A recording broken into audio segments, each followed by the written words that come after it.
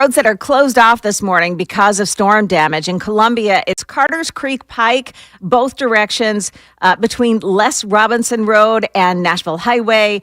Percy Warner Park, it's Old Hickory Boulevard between Highway 100 and Vaughan Road. That's blocked off. And in Williamsport, same as yesterday, Williamsport Pike in both directions at Leatherwood Road. Traffic every 10 minutes every morning on Super Talk 99.7 WTN.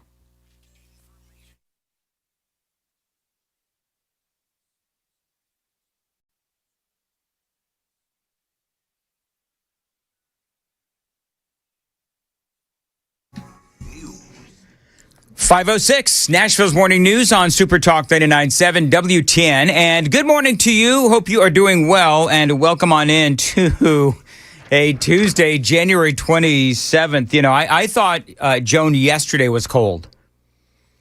I know, and today is ridiculous. This building, I don't know what in the world has happened, but this building is absolutely freezing.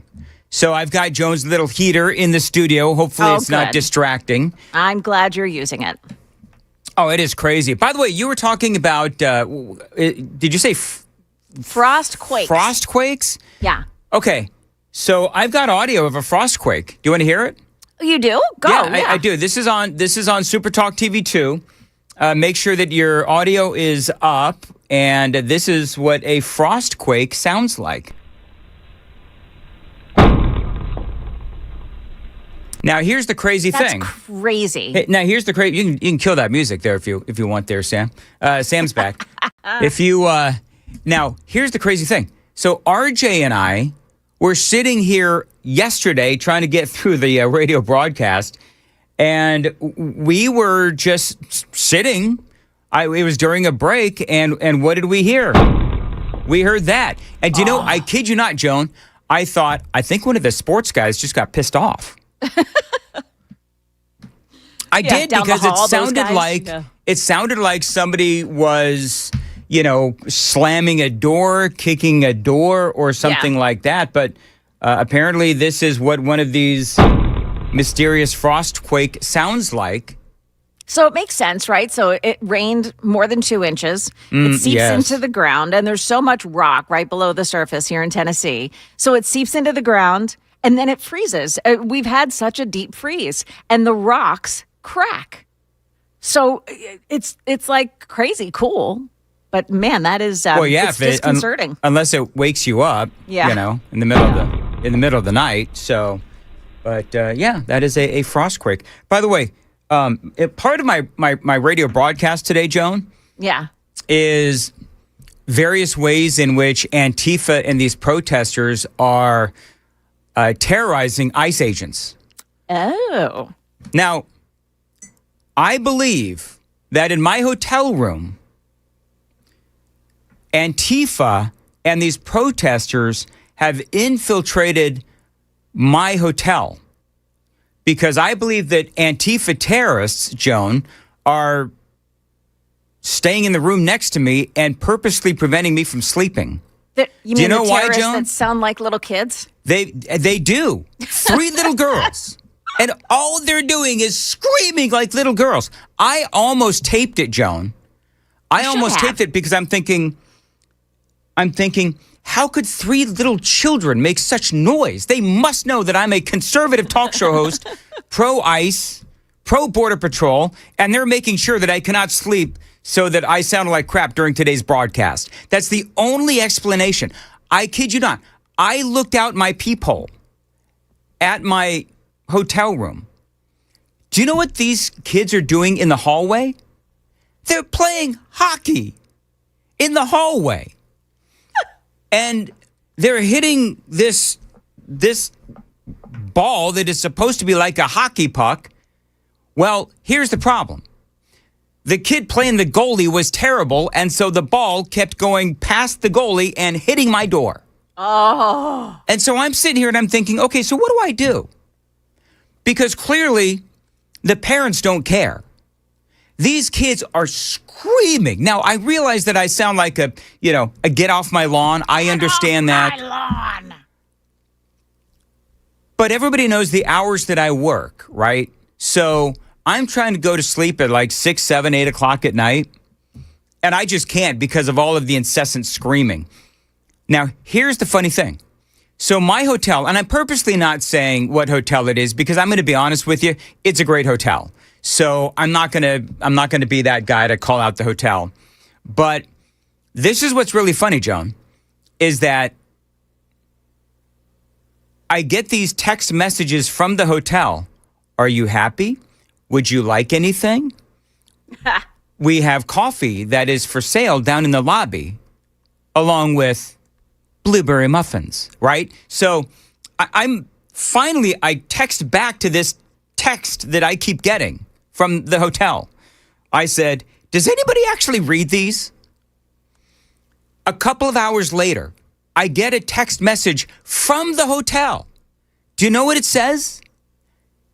Yes, China. China? China reads China reads the text messages that I sent back to the text line at the hotel. And so clearly they were not going to help me in this situation with these screaming children. I show up at the radio station last night at probably about 10 o'clock, trying to sleep. Oh, that's a shame, Dan. Really? You're going to sit there and you're going to laugh at me, Joan? Yeah, because I slept really well last night. And, I'm sure you did. And I'm in my pajamas and I was fuzzy about bunny to slippers. say, this is a pajama newscast day. Oh, you betcha it is. And then I don't know if I've ever felt this building so cold. So I think, See, if I was there, we'd have to arm wrestle over the heater, Mm-hmm. and it would get ugly. I wonder if we're going to hear any more frostquakes. Which, by the way, sounds like really good breakfast cereal. Whatever. You know, there's a. Have you ever seen the crack in the newsroom wall? Oh, yes, I have, as a matter of fact. I always worry about the whole building coming down in the first place. The whole building collapsing? Yeah. Oh, yeah. Well, it's all the blasting they do around here. Yes. I mean, there's a ton, clearly, of blasting that is going on. I had USS out the other day because they're doing blasting in my neighborhood or around my neighborhood. Yeah. Yeah. Are your walls safe? No, my walls, Joan, are buckling, which is serious. Yeah, I'm serious. I've got problems with my home that now USS is going to be able to fix. But I'm just here to tell you, for you people that are like, oh, you snooty talk show host, you get everything for free. No, it's not. And so now I need to, at some point get my home's foundation fixed because of all of my entire neighborhood is actually dealing with foundation issues because of this blasting. It's driving me nuts. I don't understand why you can't sue the company who's doing the blasting. Do you know, I thought about that, actually. I thought about that, and I don't know if I can or not. So, anyway. But listen, it's not about me. It's about Joan Jones and her comfort. So, Joan, you're comfortable there at home, are you? Very. Okay, you got your nice, good coffee? Yes, I made an espresso coffee with some frothy milk because I steamed it, Sure. And it's so do you really think the kids next to me are like mini Antifa? They're yes. purposely keeping the conservative talk show host awake so that he is unable to broadcast the following day because that's what's going on in Minneapolis. Right. In Minneapolis, you got the protesters and you got Antifa. You got all these people that are doing any number of things to try to harass and demonize and target ICE and Border Patrol. For example, I've got audio only. Okay. I've got some audio. The reason why I couldn't play the video is because, as everyone now knows, we don't have video editing equipment here at the radio station. But I had to take this video and convert it to audio so that I could take out all the F-bombs. Wait till you hear this audio from Antifa, Minneapolis. It is coming up next. 5:15, time to check the roads on WTN.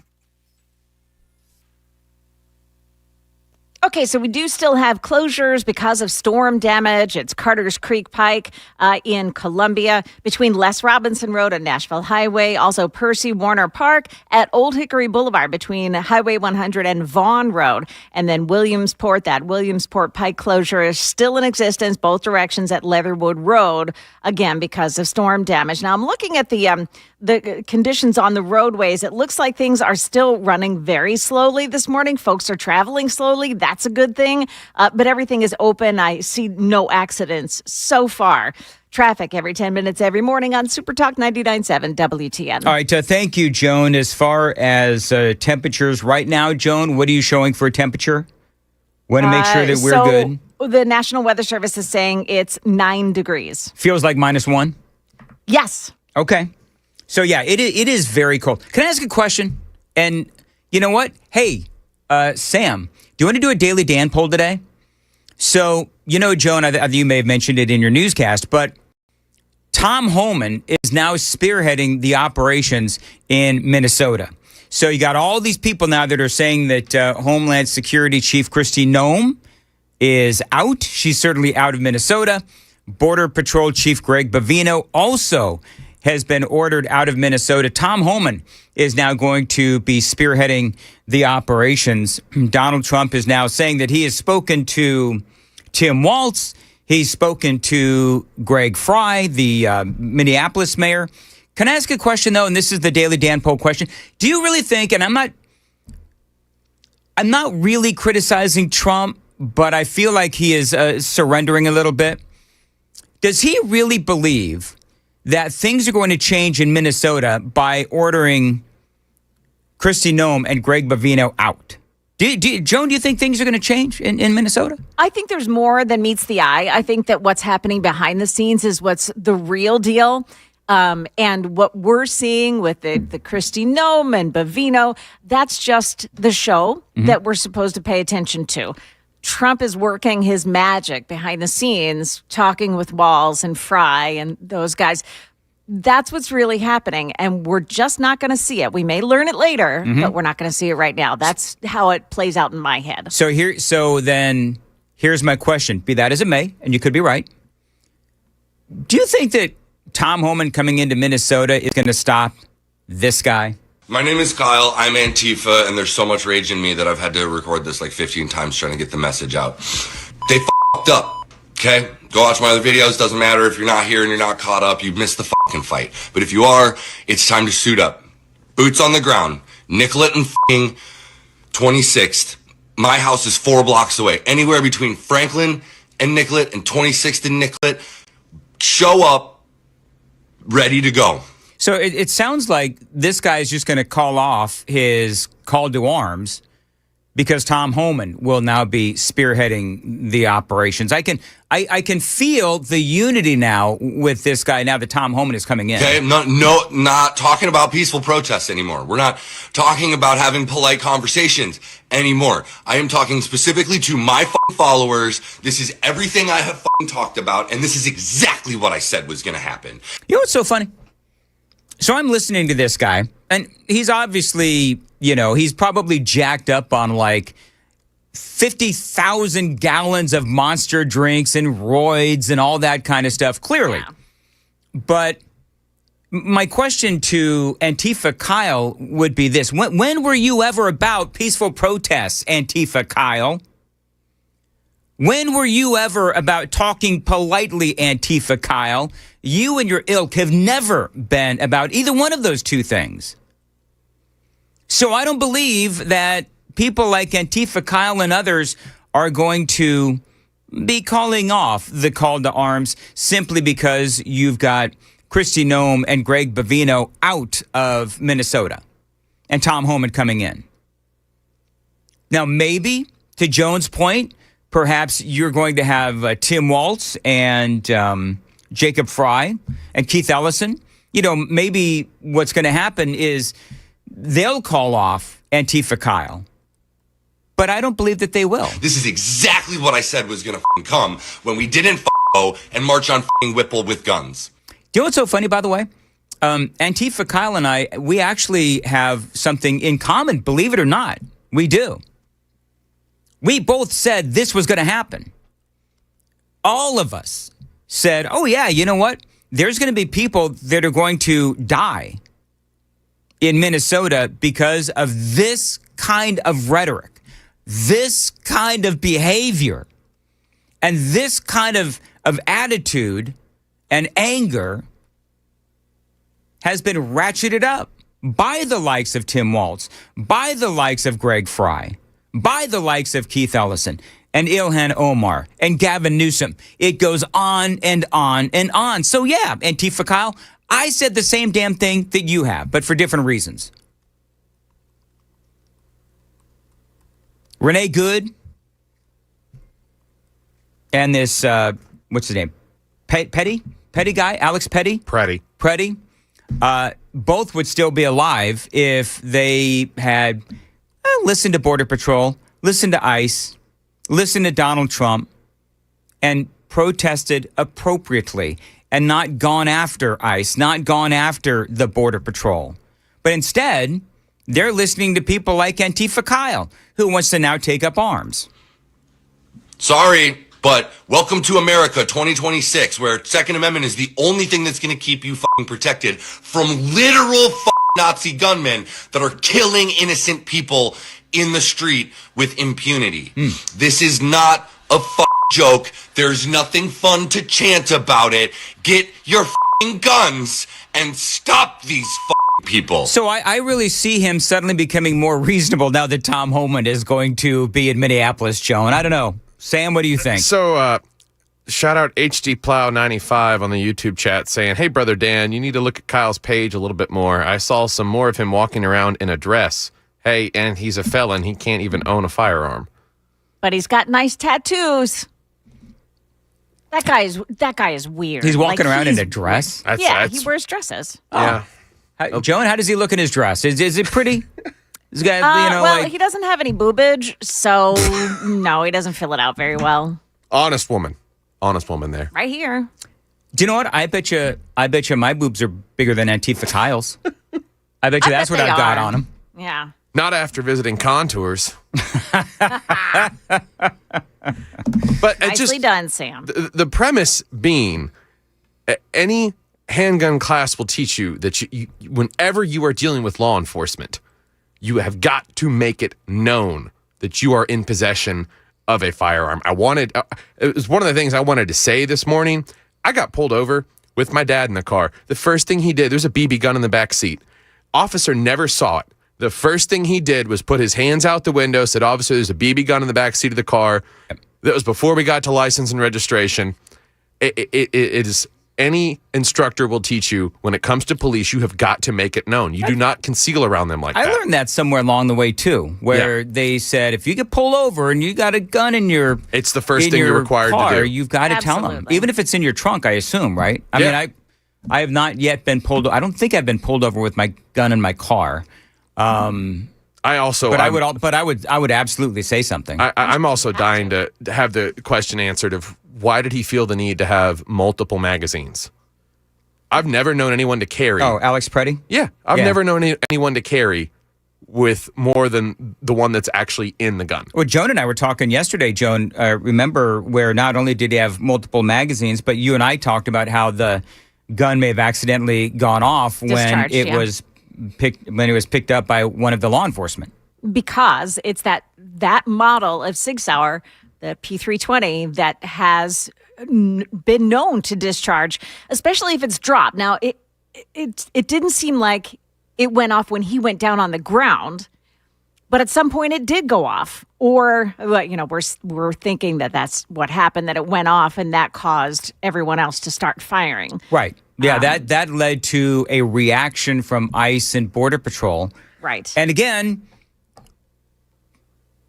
I'm just going to say the same thing that we've all been saying. You know what? When you go into a situation like that and you are getting in the way of ICE and the Border Patrol doing their jobs, well, then, unfortunately, things are going to happen. And that is what happened with Renee Good. That is what happened with Alex Preddy. And who knows whether Antifa Kyle here is going to go in guns blazing when he starts his little protest. And so, but this is the attitude that we have. This is the attitude that we have today, and that's why I saw that President Trump is speaking now with Tim Walz and Greg Fry, and I just don't know if it's going to do any good. I think that there is such a hatred for the Trump administration right now. And by the way, don't forget that this all is by design, because you've got the Democrats who want all of this attention on the chaos so that there will not be attention to the fraud. The Democrats need to ratchet up the anger for the midterm elections. What are you going to say, Sam? Jacob Fry. You keep What saying did I Greg say? Fry. Did I say Greg Fry? Who's Greg Fry? Yeah. Greg Fry is one of the corporate guys in this company that I've had meeting with. Anyway, moving right along. He'd probably be a better mayor for Minneapolis. You know what? Greg Fry would absolutely be a better mayor for Minneapolis. Make sure this is erased from the air check, if you would. All right, it is 5:26. Joan, what's coming up in the news? Well, we'll tell you where there are some free hot meals being given out again today around here. Also, proof that, yes, your smart speakers are listening to your conversations. That's coming up here at 5:30 on Super Talk 99.7 WTN.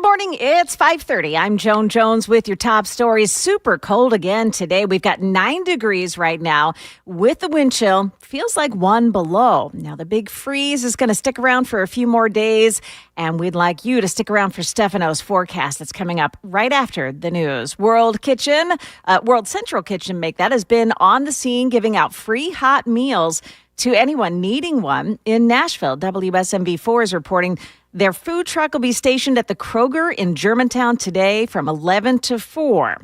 A bill introduced by a Goodlettsville lawmaker would prohibit anyone who holds dual citizenship from holding office in the U.S. House and Senate. State Rep Johnny Garrett's bill would define natural-born citizens only as those who are born in the U.S. or abroad to U.S. citizen parents. Current requirements set a minimum age, and they say candidates must be citizens during their candidacy. The Supreme Court has in the past ruled that states cannot add qualifications for federal office beyond those outlined in the Constitution. And Google has agreed to pay $68 million to settle a class action lawsuit accusing it of secretly recording smart device users. The case involves users of the Google Assistant tool, which is only supposed to record when so-called hot word phrases like "Hey Google" or "Okay Google" are used, or when someone manually presses a button. But that suit says that Google would instead record personal conversations when no hot words were used, from Google's smartphones, home speakers, laptops, tablets, even Chromecast.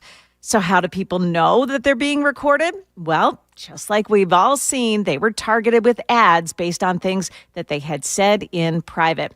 Google, by the way, didn't admit to any wrongdoing in this settlement. That's the latest news. We've got your traffic and weather ahead. I'm Joan Jones, WTN News.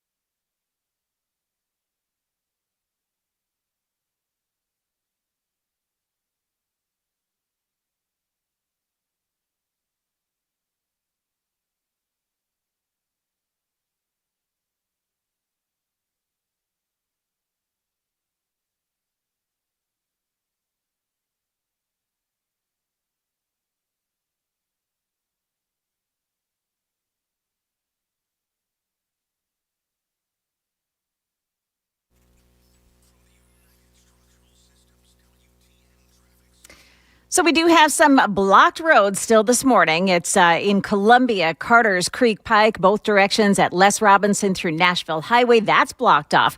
Percy Warner Park, Old Hickory Boulevard between Highway 100 and Vaughan Road. And then also in Williamsport, the Williamsport Pike, both directions at Leatherwood Road still closed down. Traffic is moving pretty much at speed this morning, but it's a little bit slower than it has been. I'm not seeing any accidents. And by the way, you do have most of the area schools, if not all of them, out today. Traffic every 10 minutes every morning on Super Talk 99.7 WTN.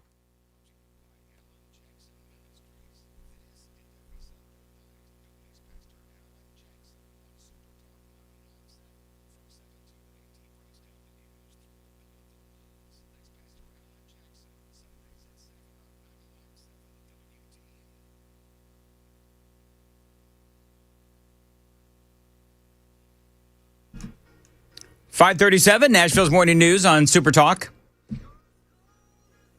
Talking to the air outside is what this is, right? Okay, very, very good. Thank you. Foreigner and Cold as Ice. Hey, Joan. Yes.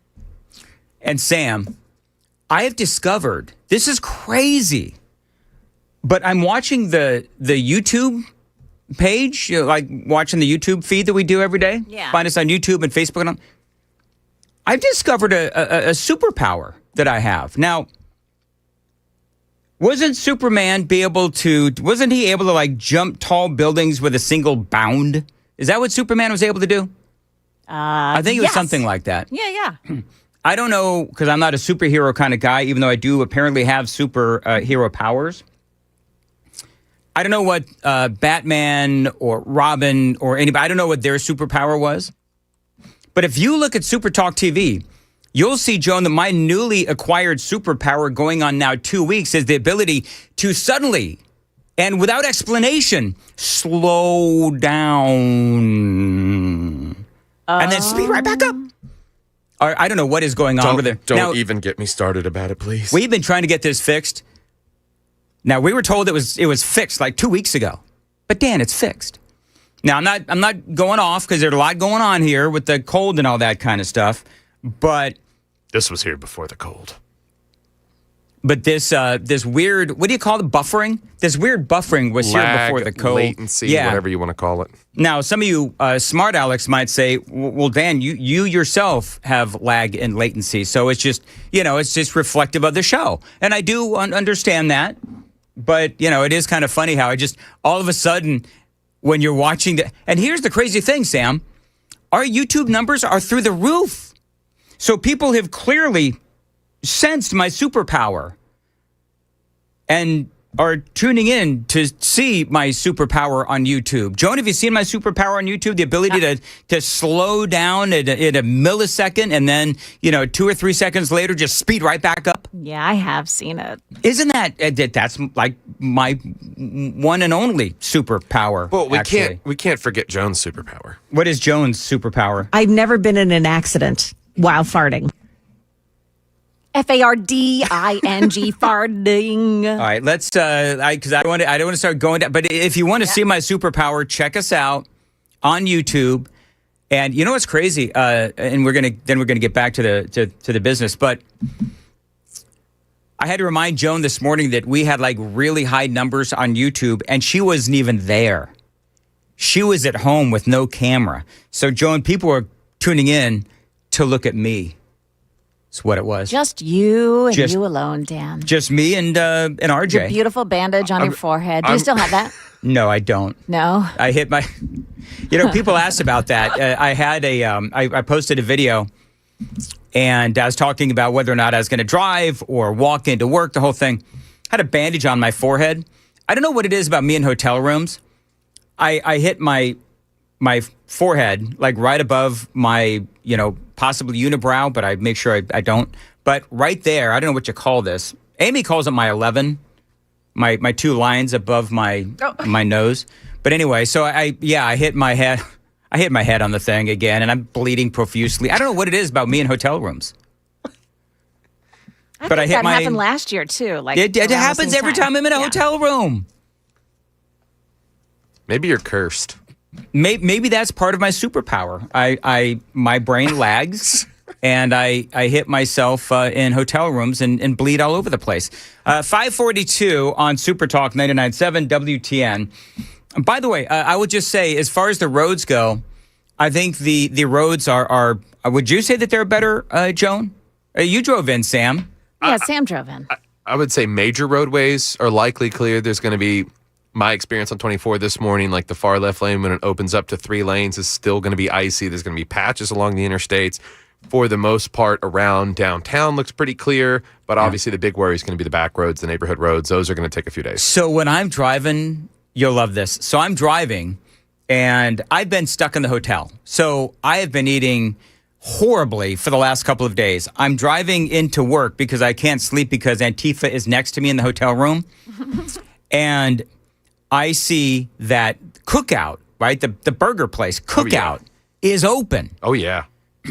So I turn in and with the same fervor that you just displayed there in front of the microphone, that was a quick turn. Yep. And I'm trying to drive up the slope of the driveway into Cookout, and I started rolling backwards. Like, oh, no. Yeah, it was crazy. And I felt the people in line mocking me, actually, because they see that I can't get any traction in this parking lot of Cookout in Nashville. So I finally was able to get some traction and get above the grade there. But yeah, it was, so there's still some very slick spots. Yeah. So be careful. Caroline Leavitt was on fire in Fuego yesterday. She talked about the death of Alex Preddy, and this is part of what she said. Nobody in the White House, including President Trump, wants to see people getting hurt or killed in America's streets.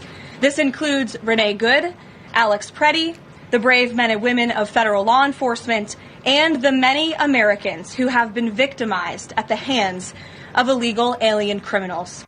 You know, she brings up such a great point, and I know that you folks, you hear this all the time, so I don't want to harp on it too much, but when you look at the absolute hysteria over Alex Preddy or Renee Good, it's sad. It's unnecessary, clearly unnecessary deaths. But would you like to start talking about the unnecessary deaths of all of these Americans that have been killed specifically over the last 5 years with the wide open border of Joe Biden and all these folks that have come in? They have not been deported. They have certainly not self-deported. And so we see this over and over and over again. And so, you know, we all know the names, you know, Lake and Riley. And there was another, Jocelyn Nungery. Did you see what happened out of North Carolina? A couple of Americans, Skylar Provenza and Fletcher Harris, were killed by wait for it, a drunken criminal illegal alien. This just happened a couple of days ago. Oh, this is that young couple. The really young couple, 19, couple. Joan, 19, 20 years old, something like that. 18 and 19. 18 and 19. Horrifying. And so I get so frustrated when you've got the media and you've got, over the last weekend, you had all of the talking heads and their, hand wringing about Alex Preddy and, of course, Renee Good. And I agree. We don't like to see anybody die, just like Caroline Leavitt just said. We don't like to see anybody die. But where is the hand-wringing over the innocent Americans that have been killed at the hands of illegal aliens? It is so incredibly sad. The Democrats will only be outraged over the death of Preddy and not over those killed by violent illegal aliens. And so the more that this goes on, and I was playing this Antifa audio from earlier, the more that this goes on, I think part of what's going to happen is there will ultimately be a backlash. There's going to be a backlash against the Democrats for how they are acting. At least I really do hope that there is. And so now my question as I started the show today was, okay, so you've got Kristi Noem and Greg Bovino both out. Tom Homan is in. But I don't think that this is actually going to change the dynamic in Minnesota. Do you? I don't think that it is. And Tom Homan, we love Tom Homan on the right, but the left. I mean, the left believes that he is Satan, just like just like they feel like Stephen Miller is Satan, or Kristi Noem, or Greg Bovino. This is what Tom Homan said yesterday after all of this came down. 6% decline. 96% less people are coming. How many women aren't being raped? How many children aren't dying making that journey? How many women and children aren't being sex trafficked into this country every day? How many known suspected terrorists aren't just walking across that border? President Trump and this administration is saving thousands of lives every month. Hard stop. That's just a stone cold fact. I'm just proud to be a part of this. I work with Steve Miller every day. Steve Miller is one of the most brilliant people I've met in my entire life. There you go. Stephen Miller. By the way, did we do a Daily Dan poll? I know we got a lot going on, but did we do a Daily Dan poll as far as, I forget exactly how I worded it? Yeah. Do you really think things will change in Minnesota after Noem and Bovino leave? Yeah, will the presence of Tom Homan suddenly magically mean that things will be de-escalated? Because I believe that Trump having these conversations with Tim Walz and Jacob Fry, I get that the president is trying to de-escalate the situation. I appreciate what the president is trying to do. I just don't think it's going to really do any good. And we're at 81% saying no. Okay, so Daily Dan poll, I like when, people, agree with me. That's always a good sign. I think Homan's the scarier of everybody involved. I mean, when you listen to him say why he does what he does with his job and cares about the safety and security of not just the people of this nation, but especially the children, because he's disgusted by the ones that have been trafficked into this country. Tom Homan has seen the absolute worst of the worst. He looks like he put the fear of God in you if you're alone in a room with him. Oh, absolutely. I would like to see Tom Homan in a room with Antifa Kyle, who we played his audio. Thought you were going to say Tim Walz. Or Tim Walz. Oh, you want to talk about a difference between two men? Tom Homan and Tim Walz. I mean, you could not get any polar opposites.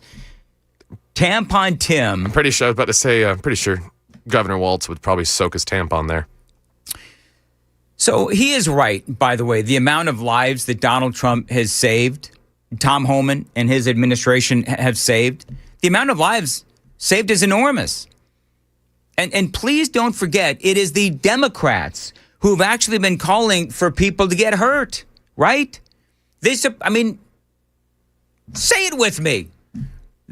Democrats support assassination culture, celebrating Charlie Kirk's death, angry that the assassin didn't get a more accurate shot to take out Donald Trump. Remember this story. Don't forget this story. As President Trump, and I've got very mixed feelings about this because I do feel like President Trump is, raising the white flag in coming out and saying he had very constructive conversations with Tim Walz and Jacob Fry. But remember this story from back in July. Axios reported that over 24, I shared this with you, over 24 Democratic lawmakers said that their own base wanted them to get more violent and radical and that there needs to be blood spilled. Remember this? Abigail Spanberger, let your rage fuel you. That's exactly right. And she got elected. And now people in Virginia are freaking out because of, you know what? We're going to speak to Matthew Hurt about just this coming up a little bit later on in the program. I'm going to ask him if he's going to move out of Virginia because that's where he lives is Virginia. And old Abigail Spanberger, they're running, I guess, as a moderate. But now, and we went over this a couple of days ago, so I don't want to regurgitate, but she has brought forward all of these different really, really hardcore progressive Marxist, policies that she's going to try to push through. And, people seem to be shocked and dismayed, and I'm not. We knew exactly what they were going to do. But remember, the Democrats have been calling for the spilling of blood. Axios, July, quote, our own base is telling us that what we're doing is not good enough, that there needs to be blood to grab the attention of the press and the public. One House Democrat told Axios anonymously. The same lawmaker said some constituents have suggested Democrats need to be willing to get shot. Remember that? I'm going to repeat that. Same lawmaker said some of the constituents have suggested that Democrats need to be willing to get shot while visiting facilities like those of Immigration and Customs Enforcement. Another lawmaker said constituents told them civility is not working and urged violence to fight to protect our democracy. It is that kind of rhetoric that led to the death of Renee Good and Alex Preddy. And you know who has been spewing that kind of rhetoric? Y'all know. Abigail Spanberger, Jacob Fry, Tim Walz, Keith Ellison, and many other people on the left. Jay Jones, who also won his election as AG of Virginia. But to support why we are not going to really bat an eye so much so of what's happening in Minneapolis, the U.S. homicide rate in the last year has declined 20 to 21%. Yep. And in fact, if we keep at this pace, it'll be the lowest since 1900. Yep. You're right. And that's all Trump. That is all Donald Trump. By the way, 0104 says the roads are horrible this morning. Probably, where are you? Hey, folks, if you're going to tell me, thank you, 0104. If you're going to tell me where the roads are horrible, let me know when you text me because I don't know where you are. I came in 24 eastbound from Robertson County. That's where I saw everything pretty much clear. Didn't want to upset anybody. I'm sorry. That's Dan's job. So we're hearing a lot from people who are saying that it's the overpasses, bridges, on and off ramps, that kind of thing that's still really bad this morning. Yeah. Which you would expect. 6755 says maybe it will be better with Homan, but Tim Walz will probably get all gussied up. Yeah. There's a piece of audio making the rounds on social media as it relates to Democrats saying that you should be willing to take a bullet. Yeah. If it's a quick clip from a children's movie. Some of you may die, but it's a sacrifice I am willing to make. Some of you may die, but it's a sacrifice I am willing to make. It's What movie is that? Shrek. Shrek, of course Lord it's Shrek. Farquaad addressing One of the greatest movies ever with Shrek. All right, very good. Yeah, let us know. Let us know if you're. I'm trying to do a regular show today because we nerded out on the weather and all the closures and everything yesterday. So I want to try to have more of a regular show today. But if you do see some issues out there that we need to let people know, let's see here. 7789. Truck driver just drove from Cleveland, Tennessee to Tullahoma, Tennessee with absolutely no issues, perfectly clear roads. I think in 9252, 840 over the bridges are horrible. I would imagine things south of Davidson County that got a touch more ice are going to have a little bit more difficulty. 4273, all roads in Dixon are bad. Aren't they normally bad? Be careful of the parking lot The of Cookout in Nashville. That's what you need to watch out for. See, I thought that story was going to go another direction, and you got your cookout, you got your burger and your shake, and then you did donuts afterwards. No. I could have done a little spin around if I just, kept going down that hill. But people are making fun of the Antifa kids, next to me in the hotel. I refer to my nieces and nephews as little terrorists. Little terrorists? That's what these kids were.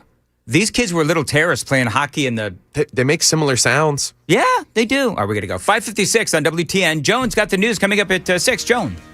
Yeah, coming up here, where exactly is Gregory Bovino going now that he's been ordered to leave Minnesota? Also, we've got a rundown of what local electric companies are saying about restoring power. Those stories coming up here at 6 on Super Talk 99.7 WTN.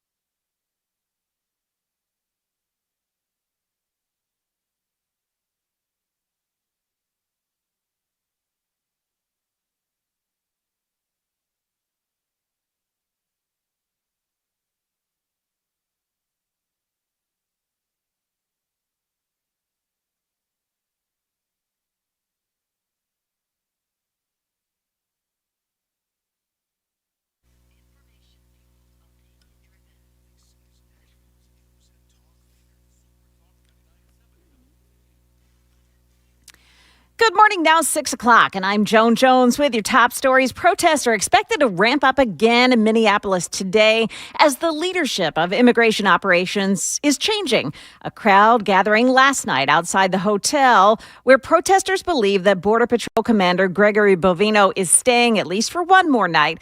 He has been ordered to leave the state by President Trump. Sources say Bovino will now resume his duties in California. Stepping in for Bovino will be border czar Tom Homan. President Trump says Homan will meet with Minneapolis Mayor Jacob Frey today. Frey, after speaking with Trump, said the president agreed that the present situation cannot continue. Some federal agents will begin leaving the area tomorrow, and I will continue pushing for the rest involved in this operation to go. Trump also speaking with Minnesota Governor Tim Walz. Trump saying, "It was a very good call, and we actually seem to be on a similar wavelength." That's ABC's Hannah Battah there. A federal appeals court sided with the Trump administration yesterday in a ruling that said ICE agents may arrest, detain, pepper spray, and retaliate against agitators in Minneapolis without probable cause.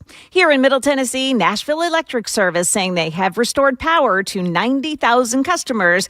However, still 145,000 NES customers are without power. In their latest update, NES said they have had reports of 177 broken poles, utility poles in their service area.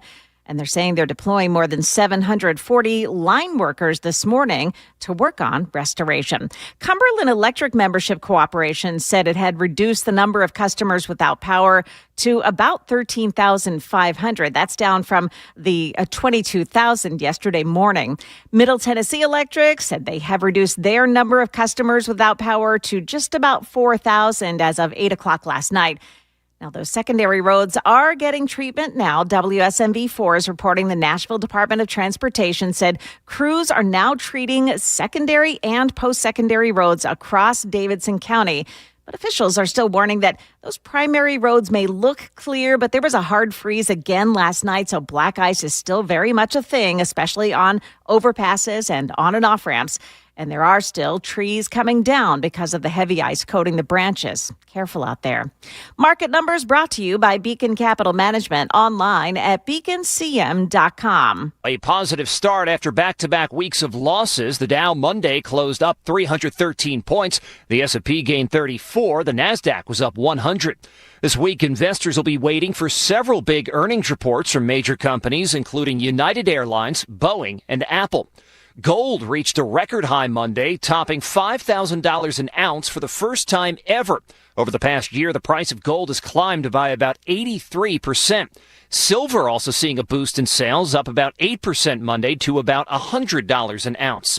Nike announced new rounds of layoffs affecting 775 employees at several U.S. distribution centers in states including Mississippi and Tennessee. Nike said in a statement the cuts will sharpen their supply chain footprint, accelerate the use of advanced technology and automation, and invest in the skills our teams need for the future. Brian Clark, ABC News. Stock futures mixed right now. Dow futures down 144, but the Nasdaq futures gaining 191. S&P futures are up 21 points. That's the latest news. We've got your traffic and weather ahead. I'm Joan Jones, WTN News.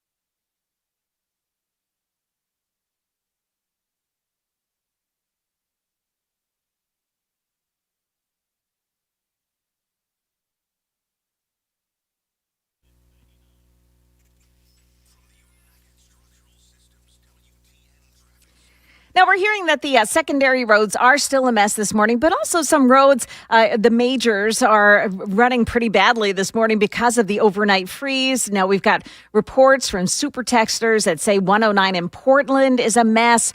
All the roads in Dixon are bad. Watch the 840 over the bridge area. Very slippery this morning. You've got black ice on the major roadways. And also, you've got some closures. Columbia Carter's Creek Pike is closed in a section of Robinson Road to Nashville Highway.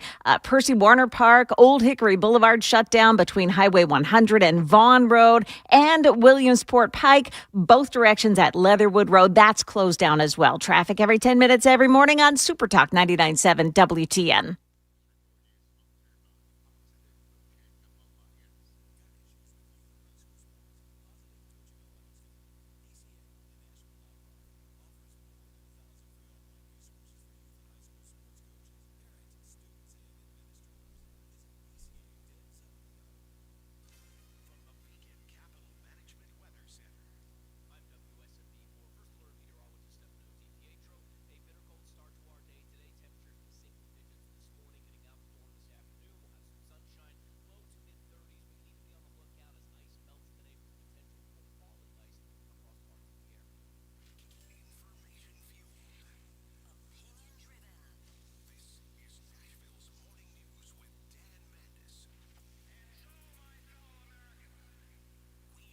Talk.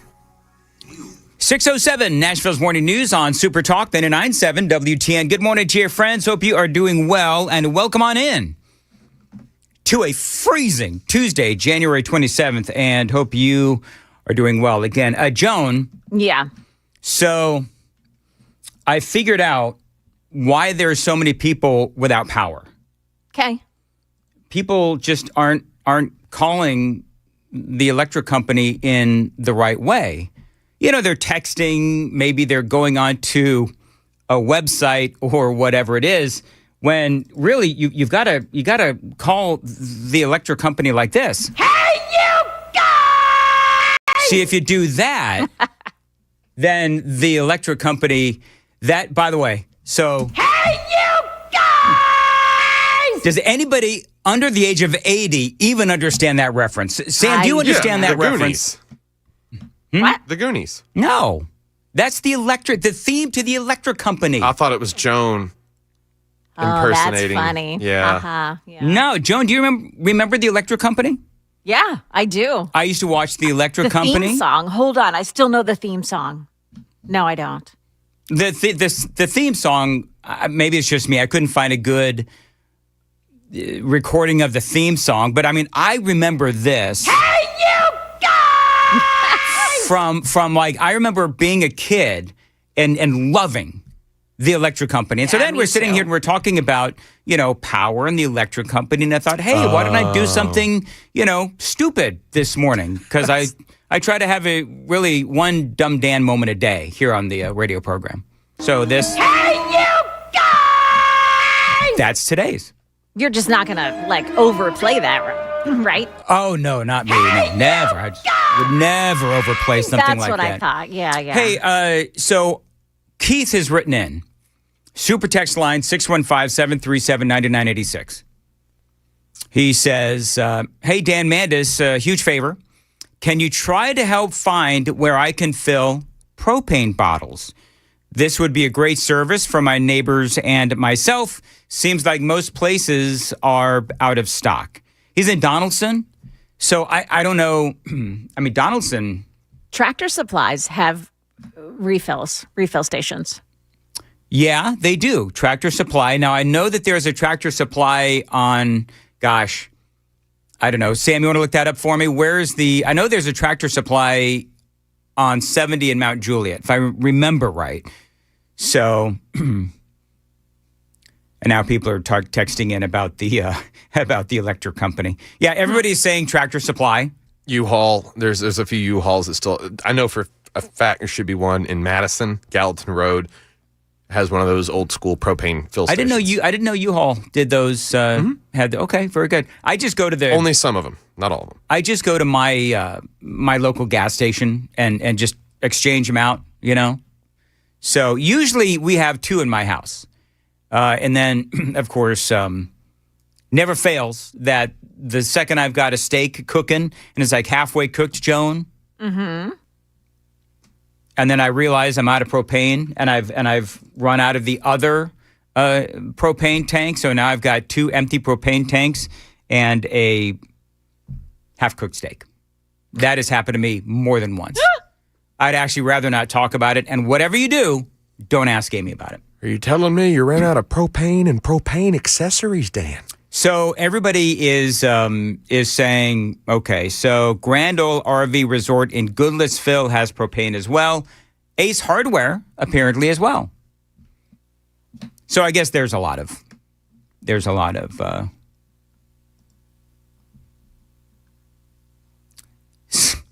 why do I even bother to try, Joan? 7789. We don't all have plenty of, I missed it. Here it is. We don't all have plenty of money, Dan, to just change out our bottles. It's a lot cheaper to just refill. We're not all radio hosts. See what happens when I try to do nice things. You know what? I'm just gonna. Hey, you guys! I could just replay this. I forgot you pulled up in your Ferrari today instead of your Toyota RAV4. Yeah, my 5-year-old Toyota RAV4. Whatever. All right, 612, Nashville's Morning News on Super Talk, 99.7 WTN. I absolutely loved the electric company. So what you need to do if you're out of power is just call them like that. It's like the bat signal, but for the electric company. Is what it is. Hey, Joan, you think should probably play it again just to be sure. No, I'm not going to do it. It's always that last one where people get, and I'm trying to right avoid. Over the top. I'm trying to avoid the last one because it's always that last one where people say, "Damn it, Mandis, enough." So I'm not going to do it. I'm not going to do it one last time because you know what that happens then, Joan, is I do it 5 more one last times. Right. Hey, do you think the government's going to shut down? Do you know what the Democrats are doing? This is the most Democrat thing ever. So Democrats now, what they want to do is they want to shut the government down. It's going to happen on Friday. And they want to shut the government down because they don't want DHS funded because they want to defund ICE and they want to defund the Border Patrol. Forget about the fact, I would say this to the Democrats, forget about the fact that the vast majority of the American people still want mass deportation. Do you remember I said this a couple of weeks ago? I said, Democrats, stop me when you've heard this before. They're going to overplay their hand. And it looks to me like that's what they're going to try to do. They're going to overplay their hand. So, yeah, they are talking about shutting down the government. Donald Trump has some demands of the Democrats. We've got all this and a whole lot more straight ahead. By the way, Jonathan Fahey is going to be joining us at 6:36 here on Nashville's Morning News to talk about ICE, talk about the fact that a new court ruling has given ICE and Border Patrol the permission to start, really arresting these protesters. We'll talk to Jonathan Fahey about that and a whole lot more. 6:15, time to check the roads on WTN.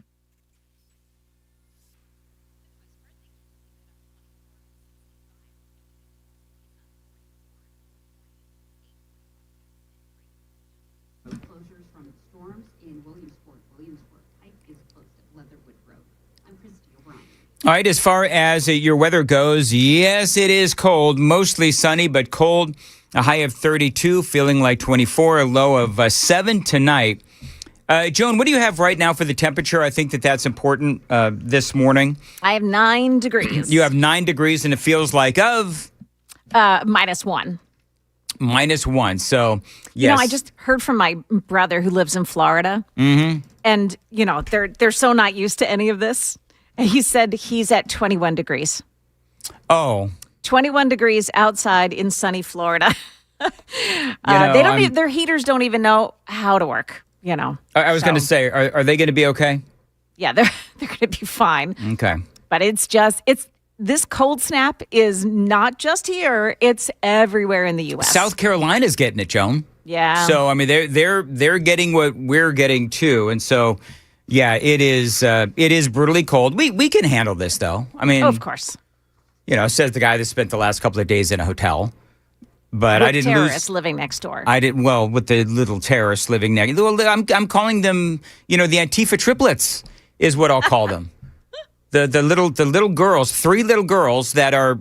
How old would you say they are? Oh, there's one, Joan. There was one that was running around in a diaper in the Oh, my hallway gosh. of the hotel. Well, what would you expect the parents are going to do? Just keep them inside the room the whole time? Put some clothes on her. I'm looking at the people and I see the little. It had to be maybe, I don't know. Jameson's about 1 year and 4 months old. So this little girl must have been about 8, 9 months old, running around in a diaper, screaming her fool head off. Speaking of which, speaking of fools and screaming their heads off, Caroline Leavitt was talking to the White House press briefing yesterday in the White House press corps. They were talking about a number of different things, including a possible government shutdown. This is part of what Caroline Leavitt had to say. Is the administration willing to separate DHS funding from other funding bills in order to avoid a broader shutdown? Look, at this point, the White House supports the bipartisan work that was done to advance the bipartisan appropriations package, and we want to see that passed. Policy discussions on immigration in Minnesota are happening. Look, the president is leading those discussions, as evidenced by his correspondence with Governor Walz this morning, but that should not be at the expense of government funding for the American people, which would include, as you know, Alex, FEMA funding. And Yep. we are in the midst of the storm that took place over the weekend, and many Americans are still being impacted by that. So we absolutely do not want to see that funding lapse, and we want the Senate to move forward with passing the bipartisan appropriations package that was negotiated on a bipartisan basis. So what is it the Democrats always say? Don't let a good crisis go to waste. So that's what they're trying to do. This is what the Democrats are trying to do. They are trying to cut the funding for the Border Patrol and also ICE. So they say they will not vote for the funding bills, generally speaking, unless there are reforms to the DHS funding. After the deaths of Renee Good and Alex Preddy, the Democrats smell, I believe this is what's going on. The Democrats, they smell blood in the water, and they want to, or blood on the streets, and they want to take advantage of it. That's what they're trying to do. That's what the Democrats want to do. And Chuck Schumer put out a posting on X the other day, basically saying this is what we're going to do. They want to cut spending to DHS, the agency that runs ICE and Border Patrol, because they feel like they have leverage. Now, there is a moment, and it's kind of funny, actually. Do I have time to play it here? There is a moment on Fox News where, because, Democrats think that they have the upper hand and that they're going to be able to defund. By the way, do you know what's crazy? What's crazy is that the Democrats, didn't they learn, Joan, from when they got their tails kicked with the whole defund the police movement that they were, all about a few years ago during that whole Summer of Love thing? And they were all about defunding the police. And then they realized, of course, that the American people were very much against defunding the police. And they just, but 6 months later, they were like, no, we're not for defunding the police. Really? Because we've got all of these videos and all of this audio where they were clearly for defunding the police. So now they're trying to defund ICE, and they're trying to defund the Border Patrol, and there are a number of different things that they want to do. So you have some like Ilhan Omar and AOC and some of those people, nincompoops, to use a phrase from The Murphy Show. They want the complete abolishing of ICE and the Border Patrol. That's what they want. They want the complete abolishing of ICE and the Border Patrol. Then you have others that say, okay, well, what we actually want is for them not to be allowed to wear masks. We want to just basically cut their funding. We want to know their identities, right? So there's different levels of what they want to do to ICE and the Border Patrol to try to make life, quite frankly, harder for them. But there was a story that came out yesterday. I love this. There's a story that came out yesterday that went viral very quickly about what the Democrats can actually do to take away funding from DHS to defund ICE and the Border Patrol. That part of the story is coming up. It is 6:21. Joan Jones has the news coming up at 6:30. Joan. Yeah, the one word that TDOT is using to describe ice on the roads right now. Also, will she keep her job? What one news outlet is saying about DHS Secretary Kristi Noem coming up at 6:30 on Super Talk 99.7 WTN.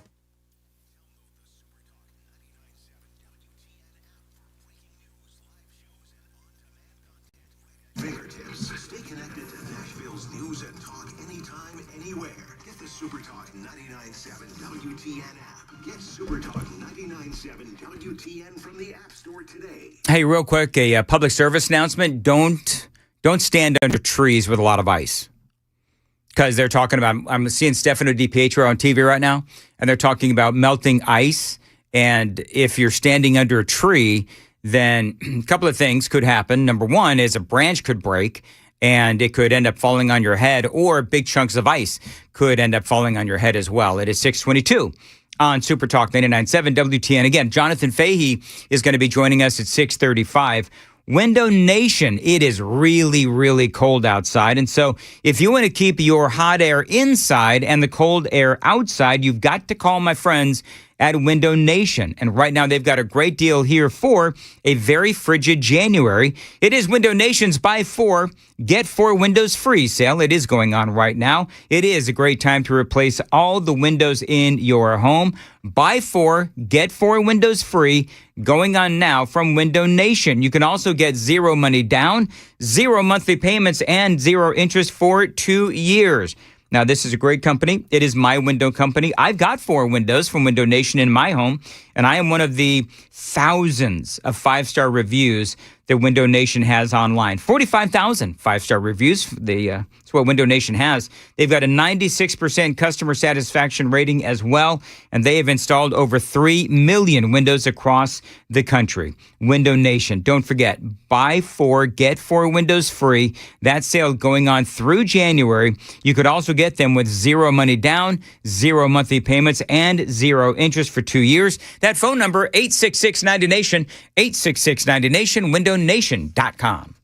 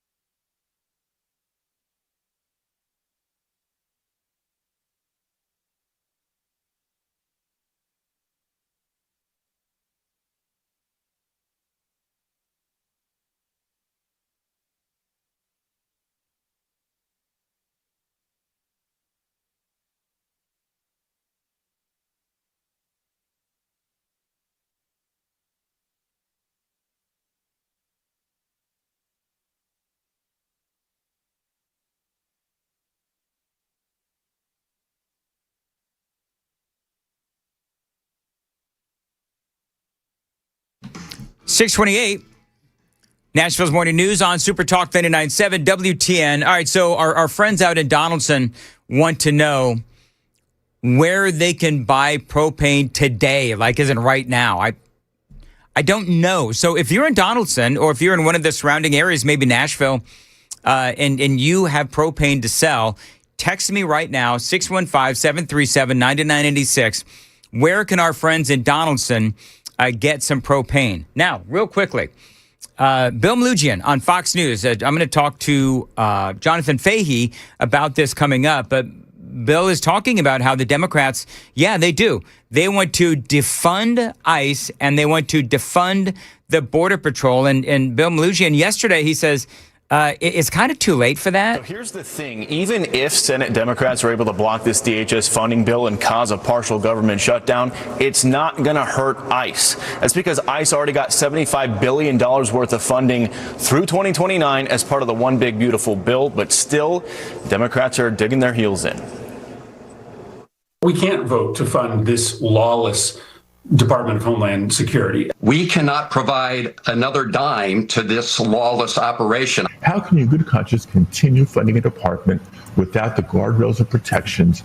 I hate shutdowns. I'm one of the people that helped negotiate the solution to the end of the last shutdown. But I can't vote for a bill that includes ICE funding under these circumstances.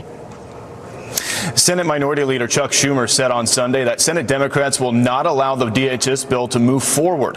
The problem is that DHS funding bill is tied to 5 other spending bills. So if it fails, so do the others. You know, part of me is like, kind of rubbing my hands together like, oh, please, Democrats, go ahead. Shut down the government so that you can try to defund ICE and the Border Patrol, knowing, and I've got some audio to prove this, knowing full well that despite what we're seeing in Minnesota with the death of Renee Good and that Alex Preddy, the reality is that the American people still very much support mass deportation. It is 6:30 on WTN.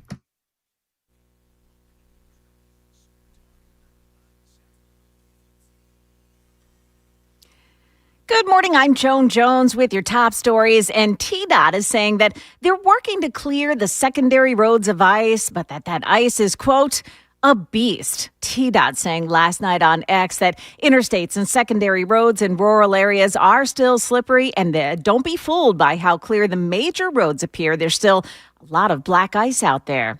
President Trump held a 2-hour meeting with Homeland Security Secretary Kristi Noem last night. CBS is reporting just moments ago that she is expected to keep her job. The outlet saying Noem faced questions about the Department of Homeland Security's handling of the shooting of agitator Alex Preddy and its response. CBS says that her role is shifting, though, from immigration enforcement operations in the interior of the country to securing the southern border and other priorities. Now, White House border czar Tom Homan, with whom some say that Noem has had a frosty working relationship, is now leading the Minneapolis operation.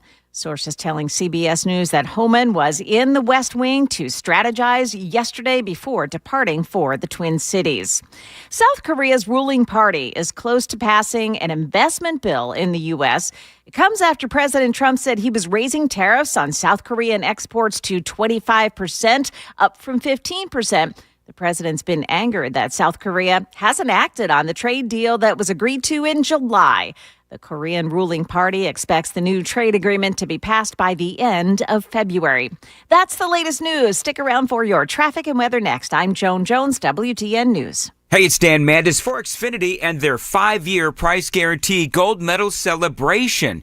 You know, when Team USA is on, you can almost see the moment a kid starts believing they could be next. Now, while Xfinity can't guarantee that, they can guarantee something just as important, that your internet price is not going to change for 5 years. No contracts and no commitments. So while your kid is ordering gear online, streaming highlight reels, or video chatting with coaches, your Xfinity price won't budge. for 5 years. And who knows, by the time the next Olympic Winter Games rolls around, your kid could be getting fitted for their very own Team USA uniform. And by the way, you'll still be paying the same price for reliable Wi-Fi. And there's even more to enjoy with the Xfinity Gold Medal celebration. Now through February 22nd, get our best price on gig Wi-Fi for 5 years guaranteed. Just $50 a month. Plus, get Peacock Premium included for 2 years. That is a $10.99 a month value. Xfinity, imagine that. Proud partner of Team USA. Restrictions apply. Requires paperless billing and autopay with stored bank account. Taxes and fees extra. Actual speeds vary. To get started, call 1-800-XFINITY. Find them online, xfinity.com, or drop into a store today.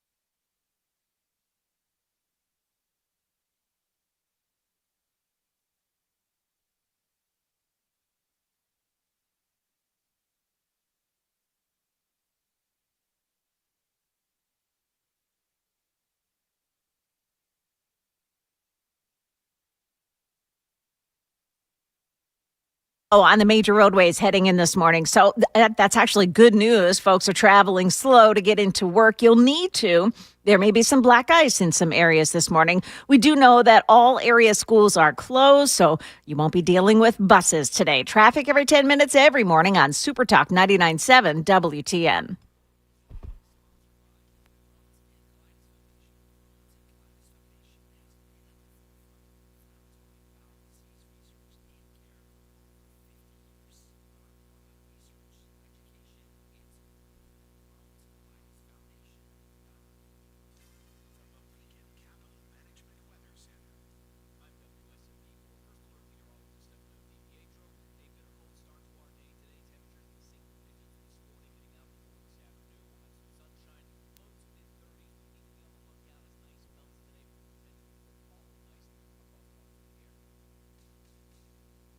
.636 Super Talk 99.7 WTN. Super Text line is open, by the way, 615-737-9986, 615-737 WWTN. Want to welcome on into the program Jonathan Fahey. Jonathan, always great to have you on, and very cold. You know, Jonathan, where do you live? Are you in Virginia?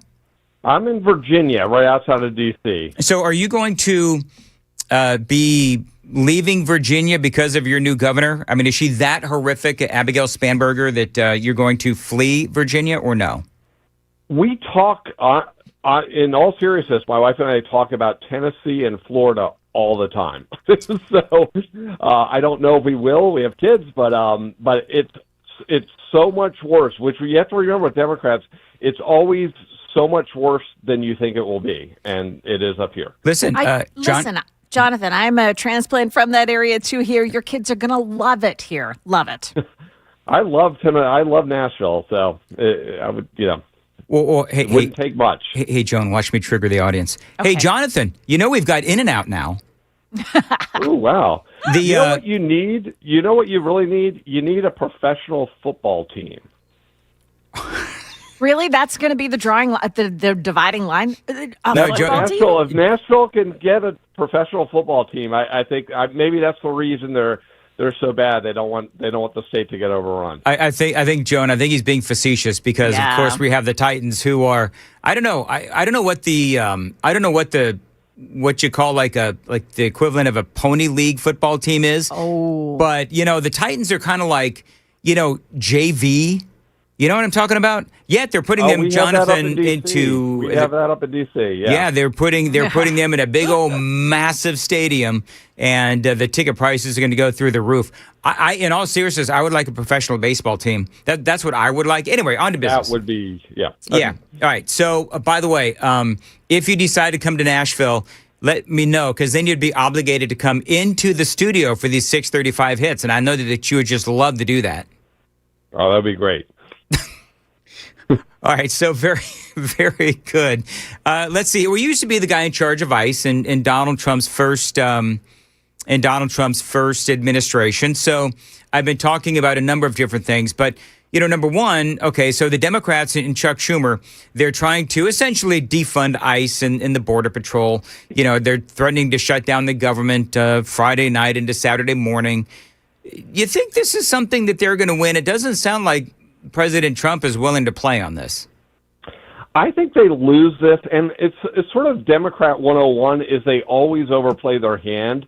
And right now, after the last couple weeks in Minnesota, they feel like they're on like a win with this immigration issue, and it will ultimately it's George Floyd again, meaning the politics of it. They massively overplayed the riots and protests and wanted to keep that going on forever. And I think during it, and certainly in hindsight, people feel like they were really burned. So I think it's a bad strategy for the Democrats on the long term, because if the election were next month, I'd say, yeah, they probably win on this thing. But, by November, good economy, crime stays down, American people, this is going to be a blip in the whole scheme of things. You have, of course, you and I have not spoken since the death of Alex Preddy. So, I mean, we have President Trump, and he is out there talking this morning and yesterday afternoon. He's had these positive conversations, he says, with both Jacob Fry and Tim Walz. I almost feel like the president is raising the white flag a little bit, and I do understand that, Minneapolis is a tinderbox, but I just feel like things are not going to change just because you've got Kristi Noem and Greg Bovino are going to be leaving Minnesota, and Tom Homan is going to be going in, and Trump is talking to Frey and Walz, because the Antifa members and the protesters, they're still going to be out there, and they're still activated. Exactly. And remember, the Democrats, they're complaining about ISIS tactics and this and that, but that's all the big lie. What they're really complaining about is their voters being deported from this country, meaning the illegal aliens. And they give up the game every single time they talk about it, because it's really funny. Like Amy Klobuchar gets on, whoever else gets on, and all they can say is ICE needs to leave, as opposed to we need to find a way to get rid of the illegals in a different manner. They never say that. They say basically illegal aliens get to stay and ICE needs to leave, which is not a tolerable thing.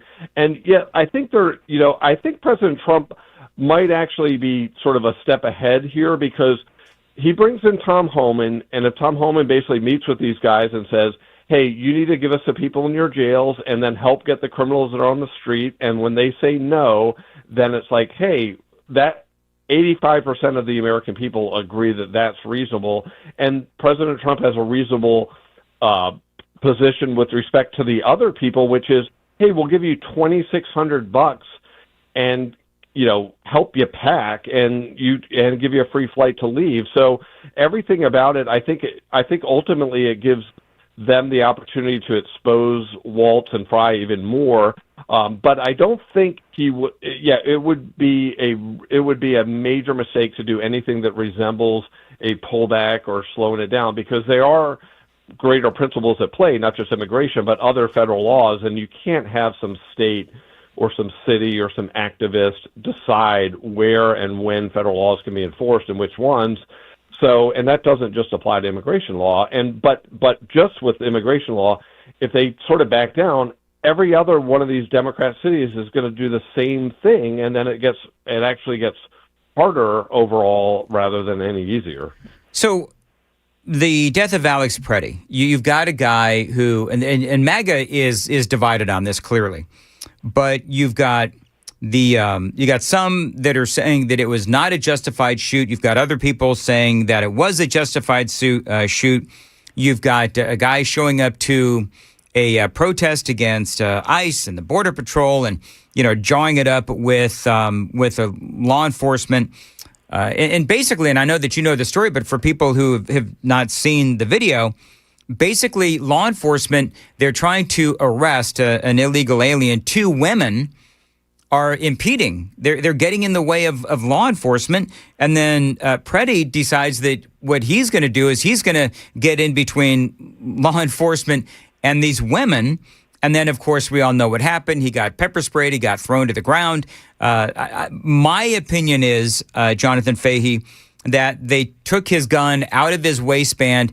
And as that officer is walking away, that gun somehow went off. And then you had, in the confusion, in the heat of the moment, and in the fog of war, that is when law enforcement shot at Alex Preddy, ultimately killing him. So now there's a lot of criticism from the Trump administration, where you had Kristi Noem come out and they said that, he was brandishing a weapon. I don't believe that he was brandishing a weapon. You can see on the video, he was not brandishing a weapon.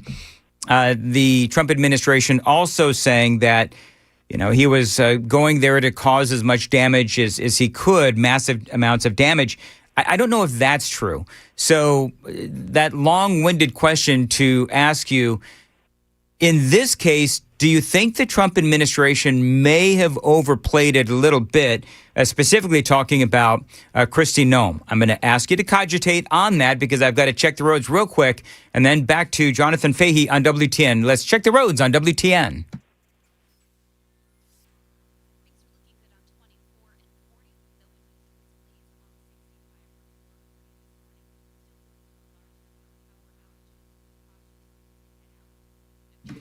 At 6:45, as far as your weather goes, it is cold. It is really cold, about 9 degrees. Feels like -1 right now. Eventually, it's going to get up to a high of 32, but the low is going to feel about 7 tonight, and it's going to be lower than that. It's going to feel like probably -1 or 2 tonight as well. So very, very cold. All right, so Jonathan Fahey, very long-winded question, though, but did the Trump administration, perhaps maybe Kristi Noem, overplay their hand when they did say that this Alex Preddy was brandishing a weapon when it's clear that he was not? Yeah, that seems to have been wrong. I guess my question would be, with all of these things where sort of the initial narrative or initial whatever happened tends to evolve, like what did she know about the situation? Was that being reported to her? Because certainly the first things I remember hearing on this is like, okay, this guy had a gun and extra magazines. So did somebody fill in these gaps and provide that information to her, meaning, oh, he was there to do maximum damage? Is that something they filled in themselves? Because it made sense at the time with these objective facts, and that might have been before the videos were looked at and things of that nature. So I don't know, but I do think the thing that's important with these is we've seen in the past when the narrative is the anti-cop narrative, right? Yep. We see with Michael Brown, and what does that cause? A city to burn down, right? So you do think the inclination to initially defend the police is a better practice, I think, regardless of how it comes out. I think secondarily, they need to investigate it. They need a good investigation that will stand up to scrutiny. And I think your theory is the thing that makes the most sense as to what happens, because these guys are in the most highest stress possible situation they've ever been in their lives. They hear gun, and then somebody hears gunshots. They think they're being fired upon by the guy that had the gun. That makes the most sort of logical sense to me. And that's one of these situations where it ends up being an awful situation, but nothing unlawful about it. Because if this officer had a reasonable fear, which is the guy had a gun, he's resisting, he's fighting ICE, they hear gunshots, that is, that's when training kicks in. And remember, we're like this is all within probably like a split second or even less than a split second would be to make all of these decisions. And that's always you read every one of these court cases that talks about excessive force and stuff. And the courts are always very careful to say, hey, the court's job is not to second guess, use 20/20 hindsight to look at some situation in slow motion, because the officer doesn't have the benefit of slow motion and multiple views and 20/20 hindsight. He has to make that call. Yeah, and the other thing I got to mention, of course, is that this Preddy, he's yelling at the officers, and then when you look at what is going on today, these days, where we've had, I think I heard two or one, but we've had a couple of ICE agents.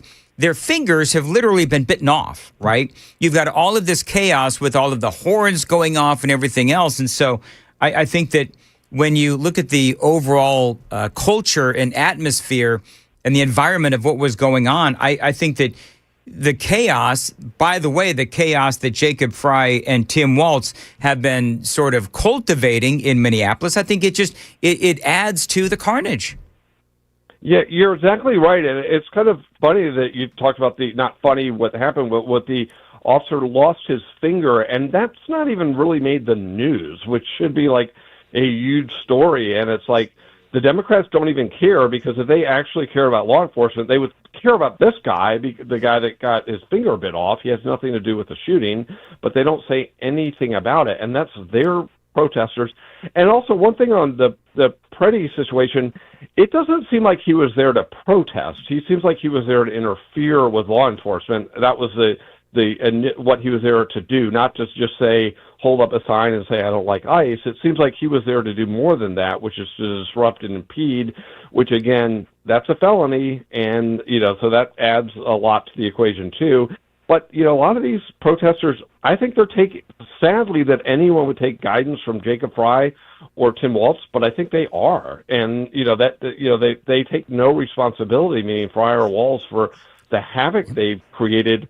And now we're at the second time, 2020, Minneapolis basically burned down under their watch. And it's like, this is, people are at some point going to figure out, like, wait, the common denominator is Tim Walz and Jacob Fry every time this city goes to hell. So I think that's a problem too. Well, one of the things that I, and Jonathan Fahey joining us, one of the things that I find interesting, which has made like Fox News and talk shows, and I've been speaking about it the last couple of days, is this Signal chat controversy where you've got, I think I saw you've got thousands of people that are involved in this, and they're looking up license plates, and they're following ICE agents. They're letting people know what vehicles that they're driving. And this is very, very highly coordinated in how they're trying to prevent ICE and the Border Patrol from doing their jobs. And it's all, again, very coordinated. I saw a guy with a lot of military expertise. He called it a low-level insurgency with what is happening as far as this Signal chat discovery. So I guess that is all part of the discussion, too. People seem to be surprised by that, Jonathan Fahey. I wasn't surprised about that at all, because we know that, the Democrats are highly organized, whether it is stealing elections or combating, ICE as they try to do their jobs.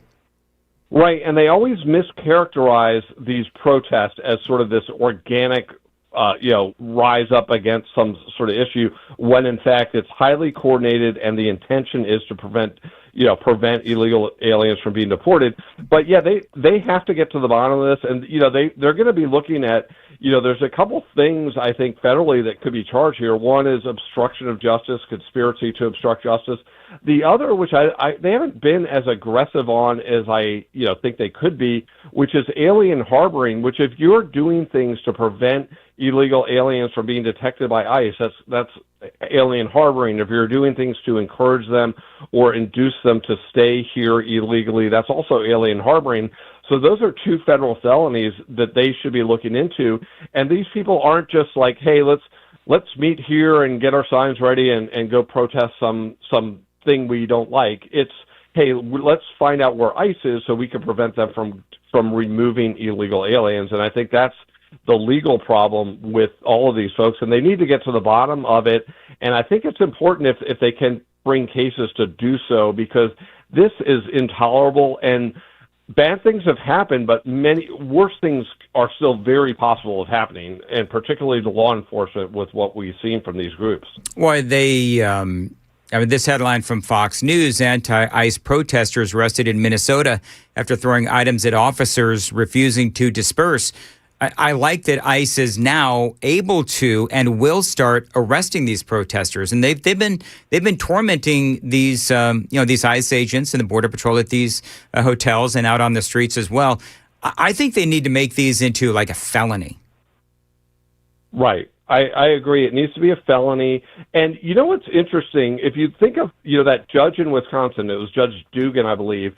Yep. When she was charged, everyone was in her camp. And then when she was convicted, crickets.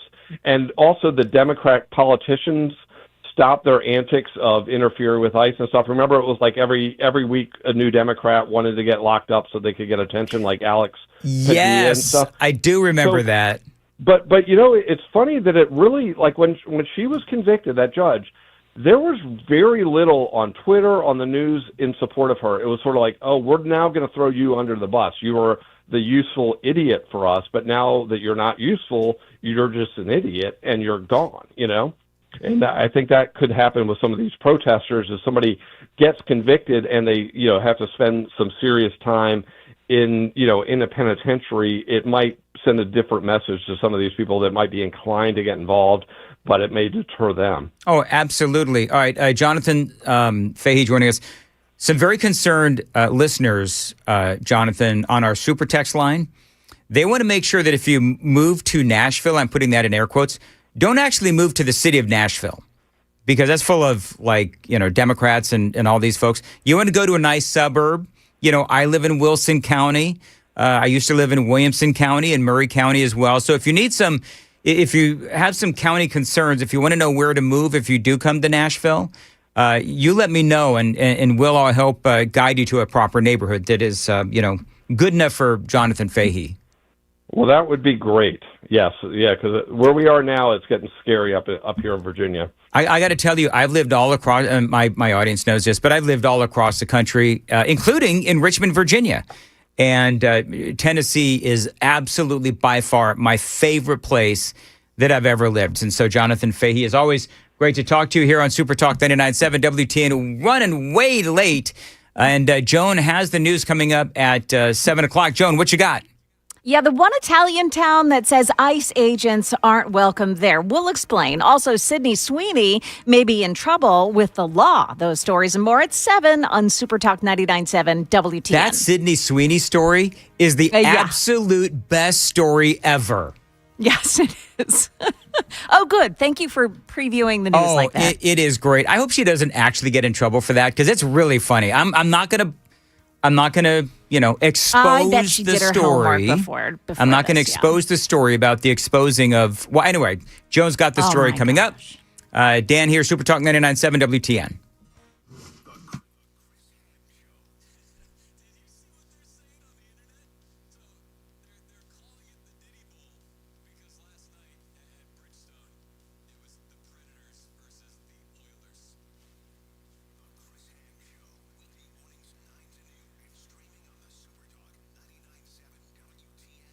It's Dan Mandison. Boy, yes, it is cold right now. And a lot of folks, of course, probably you, indoors. But at some point, we are going to see that sun again and even go outside and enjoy the outdoors. And you want to look and feel your best and more confident.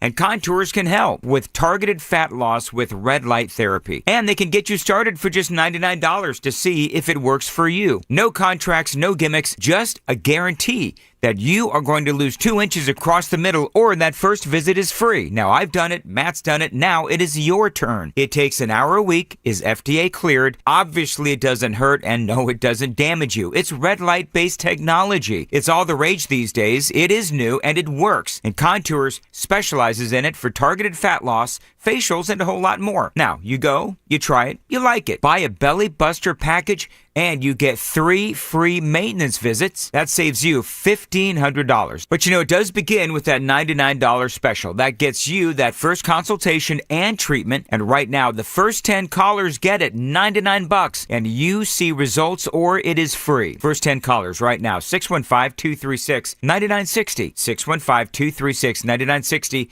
for Contours. 615-236-9960. Online at ContoursLLC.com. Contours, what do you have to lose but inches?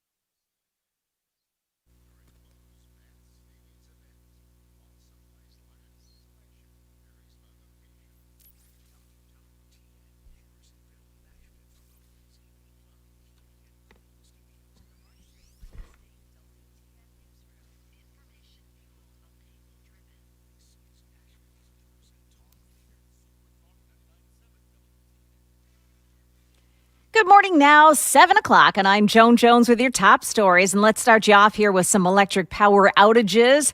And there are still many. Nashville Electric Service reporting 136,000, a significant decline, though, from yesterday. MTE, just over 3,000. Cumberland Electric has about 11,000 customers in the dark. 1,700 for Duck River Electric. Now, the overall numbers for the state show about 177,000 Tennesseans are still without power this morning. Now, the temperatures, they are super cold. The National Weather Service saying right at this moment that it is 10 degrees at Nashville International Airport, and that equals 1 degree below zero So stick around for Stefano's forecast that's coming up here right after the news. Tennessee Bureau of Investigations has opened a dedicated hotline for welfare checks. Calling this line will reduce the call volume, they say, to the local agencies. The TBI hotline is open Monday through Friday, 8 to 6. Now, you're going to use the same central phone number as you would for any other call to TBI. It's 800 TBI FIND. Call that number if you're concerned about the well-being of a neighbor, friend, or elderly person during this cold snap. There is an exception, though, for Davidson County. Welfare check requests still have to go through the county's online hub page. The mayor of Milan is not rolling out the welcome mat for ICE officials after learning that ICE agents will have a security role during the upcoming Winter Olympic Games in Milan. Giuseppe Sala, that's his name, he called them a militia that kills. He said that ICE agents enter people's homes by signing permits for themselves. Now, they're not welcome in Milan, he said. CBS News saying that ICE would not run any immigration enforcement operations in Milan. Instead, their role is in support of U.S. diplomatic security details during the Olympics. In Hollywood, no public comment so far from Sydney Sweeney after an apparent publicity stunt involving underwear and the Hollywood sign. She is one of Hollywood's hottest young stars, but now Sydney Sweeney could be looking at possible trespass and vandalism charges after lacing the Hollywood sign with dozens of bras. She had a crew filming the whole thing, the actress seen tossing several clotheslines of bras over the big letters. Apparently, this was a stunt to support her new lingerie line, though the Hollywood Chamber of Commerce is responding, saying the production involving Sweeney was not authorized. ABC's Mark Cota Robles there in Los Angeles. Market numbers brought to you by Beacon Capital Management, online at beaconcm.com. The major stock averages opened a busy week of earnings reports on a high note. The Dow Jones gained 315 points yesterday to close at 49,412. The Standard & Poor's 500 picked up 0.5%. The Nasdaq Composite added 0.4. South Korea has not approved a new trade deal with the U.S., so President Trump says he's prepared to impose new tariffs on imports from that country. Other major trade deals are yet to be finalized, including one between the U.S. and the European Union. Trouble with your TikTok? The winter storm that swept the country knocked out power to TikTok's U.S. data center, causing problems for content creators trying to upload to the platform. The company says it's working to resolve the issue. The last major airline with open seating has scrapped that policy. Starting today, Southwest joins every other carrier in assigning seats, with passengers paying more for extended legroom or to sit closer to the front of the plane. Jim Ryan, ABC News. Not a fan of that policy. Right now, stock futures are mixed. We've got Dow futures down 269, but the NASDAQ futures are gaining 157, and the S&P futures are up 16 points. That's the latest news. We've got your traffic and weather ahead. I'm Joan Jones, WTN News.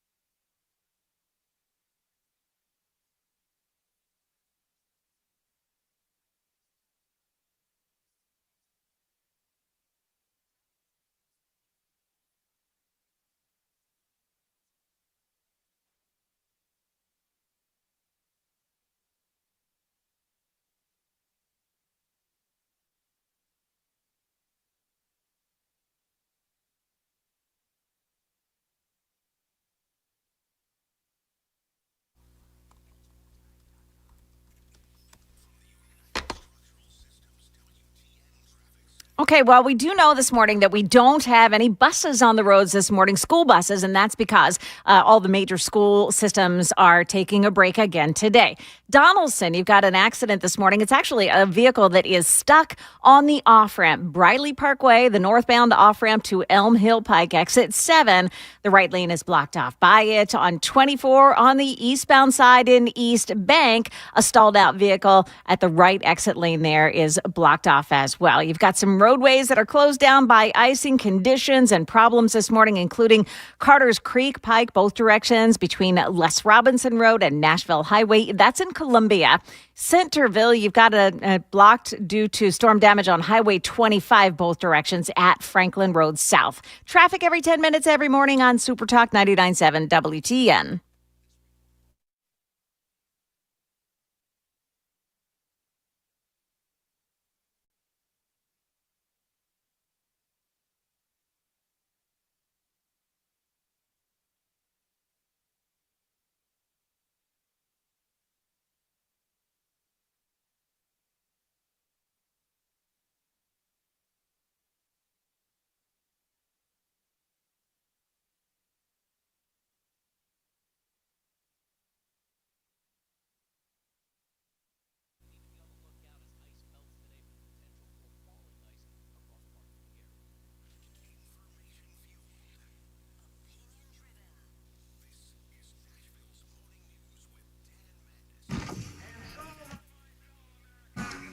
We talk news. 7:09. Boy, I'm running really late. 7:09. Nashville's Morning News on Super Talk 99.7. I blame Joan. Why? For us being that so we're late. Yeah. Yeah, it's all your fault and Sam's fault. It's never the host's fault. It's always, Right. it's always the help. Not in my household, not in my neighborhood. I'm just kidding. Totally kidding. Joan, you're talking about a hotline for, what was that hotline for? Yeah, so if you are worried about somebody and you want a well-being check on them, you can call 800-TBI-FIND. It's Tennessee Bureau of Investigation. It's the number you call for everything for TBI, 800-TBI-FIND. Hotline. Wouldn't it be more appropriate to call it a cold line right now? Because it's. Oh my gosh, Dan. I thought that was funny, but apparently I'm the only one. See if the people in the YouTube chat thought that was funny. I guess this made my day, Joan. Real quickly, then I'm going to get to something else. Yeah. Matthew Hurt is going to be on with us at 7:35. Okay. He's in there yucking it up on the YouTube chat. Matthew Hurt has discovered the greatness of the YouTube chat. So we'll talk to him at 7:35 here on Nashville's Morning News. Earlier I was talking about what is going on in, obviously, Minnesota and across the country with, Donald Trump is now trying to kind of sort of make nice with Tim Walz and Jacob Fry. And so now we have Tom Homan going in and Kristi Noem and Greg Bovino going out as far as who's going to be running the illegal alien operations in Minnesota. So it sounds like Trump what he's trying to do is trying to sort of de-escalate the situation. Well, you know what? When you say that Kristi Noem is out of Minnesota. Thank you. Yeah. I think we need to distinguish that because it sounds like she's out of her job. She's not. No, but people are saying that's coming. I don't know. I hope not. CBS reporting this morning she's not going to lose her job. That's exactly right. Hey, real quick. So, but my point is that with President Trump trying to make nice with Jacob Fry and Tim Walz, yeah. Do you think that people like on the ground? We talked about this a little bit in the 5. I've got some new audio. Do you think people on the ground are going to say, oh, well, we've got Tom Homan here now. And so I'm sure that, all of the Antifa types are going to, stand down now that it's not Greg Bovino and Kristi Noem. It's now Tom Homan. I don't think they're going to stand down. I think they're probably going to escalate. There is this audio and video. I've got video here, Sam. There's a nurse. This is horrifying. You sent this to me, Joan. Yeah. There is a nurse. She is named Melinda, and she is a healthcare worker at VCU Health, and this is in Virginia Commonwealth University. I want you to listen to what she's saying because she is talking about doing horrible things to ICE agents. Listen to this. I thought of something good. I think it's stuck in the weird spot. Sabotage tactic, or at least scare tactic. All the medical providers, grab some syringes with needles on the end. Have them full of saline or succinylcholine, whatever. That will probably be a deterrent. Be safe. So that medicine, Succinylcholine. yeah, that is a temporary paralyzing drug. Yes. In other words, she's a nurse. She's a nurse at VCU. So this nurse is actually giving tips on how to medically injure ICE agents if they happen to come into her office. Now, this is not the first nurse that I've seen do this. There have been other nurses as well that I've seen, calling for the same kind of things done against ICE agents. Joan, we talked a couple of days ago about how there are delivery nurses that are saying that they hope that Caroline Leavitt's birthing of her child causes her extreme damage to her body so that she would essentially, bleed profusely, maybe even bleeding out. There is no bottom with these people. That's kind of what I'm noticing. There's no bottom with these people. Here's more from Nurse Melinda at VCU Health. Okay, for today's resistance tip, I vote. By the way, she's calling these resistance tips. Anybody got any poison ivy, poison oak in their yard?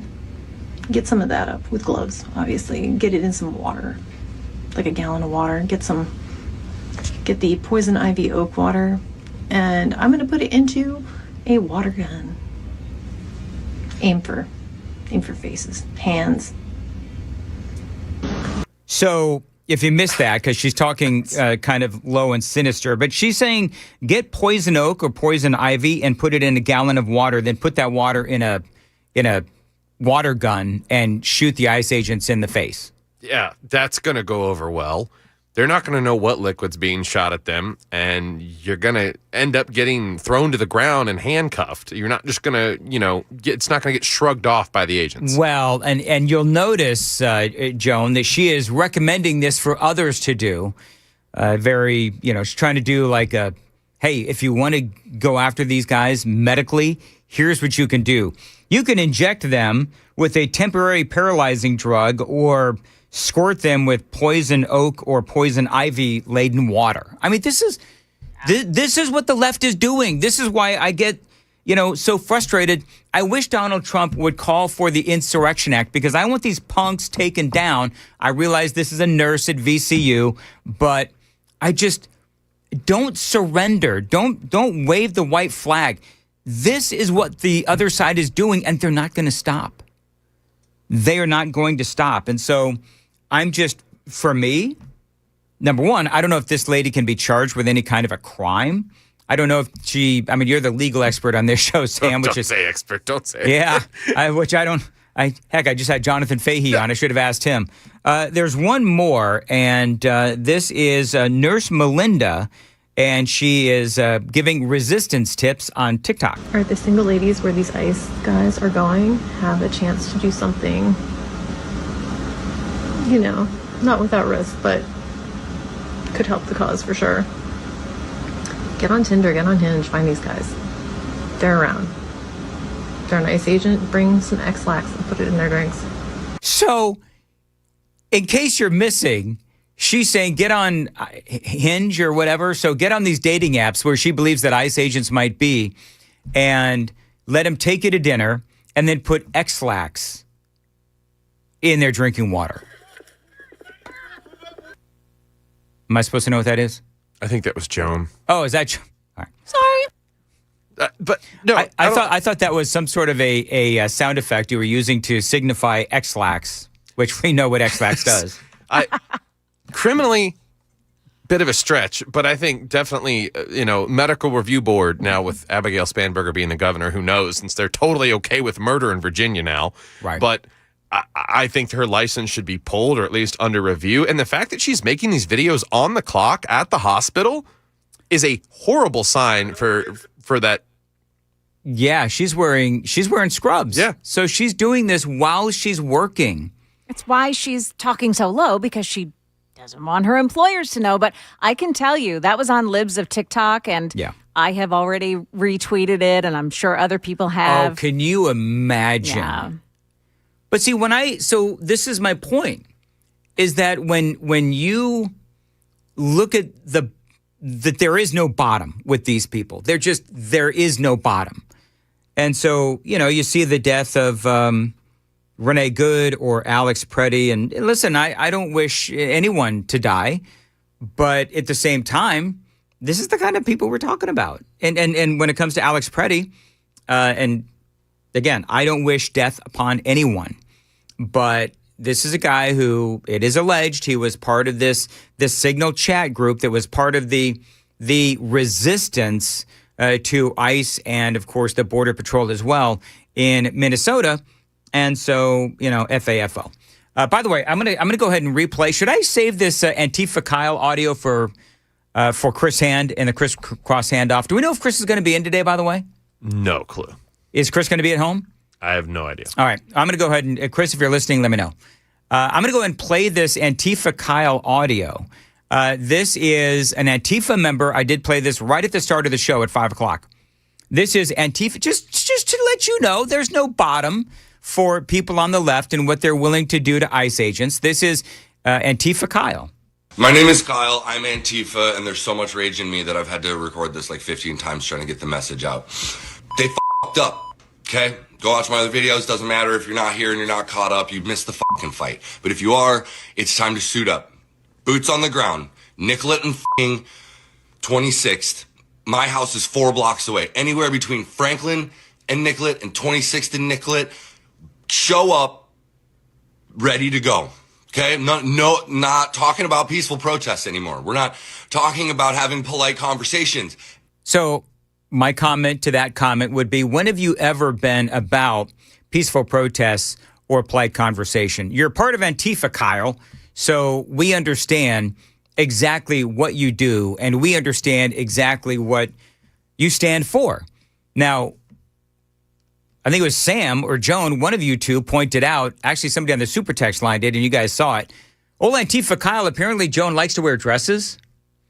And had. I've seen him wearing a pretty red dress. A pretty red dress? Yeah. Okay. Very good. He doesn't have the legs for it.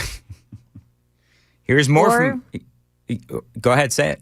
Or the boobs. Okay, thank you. Here's more from flat-chested Antifa Kyle. Anymore. I am talking specifically to my fucking followers. This is everything I have fucking talked about, and this is exactly what I said was going to happen.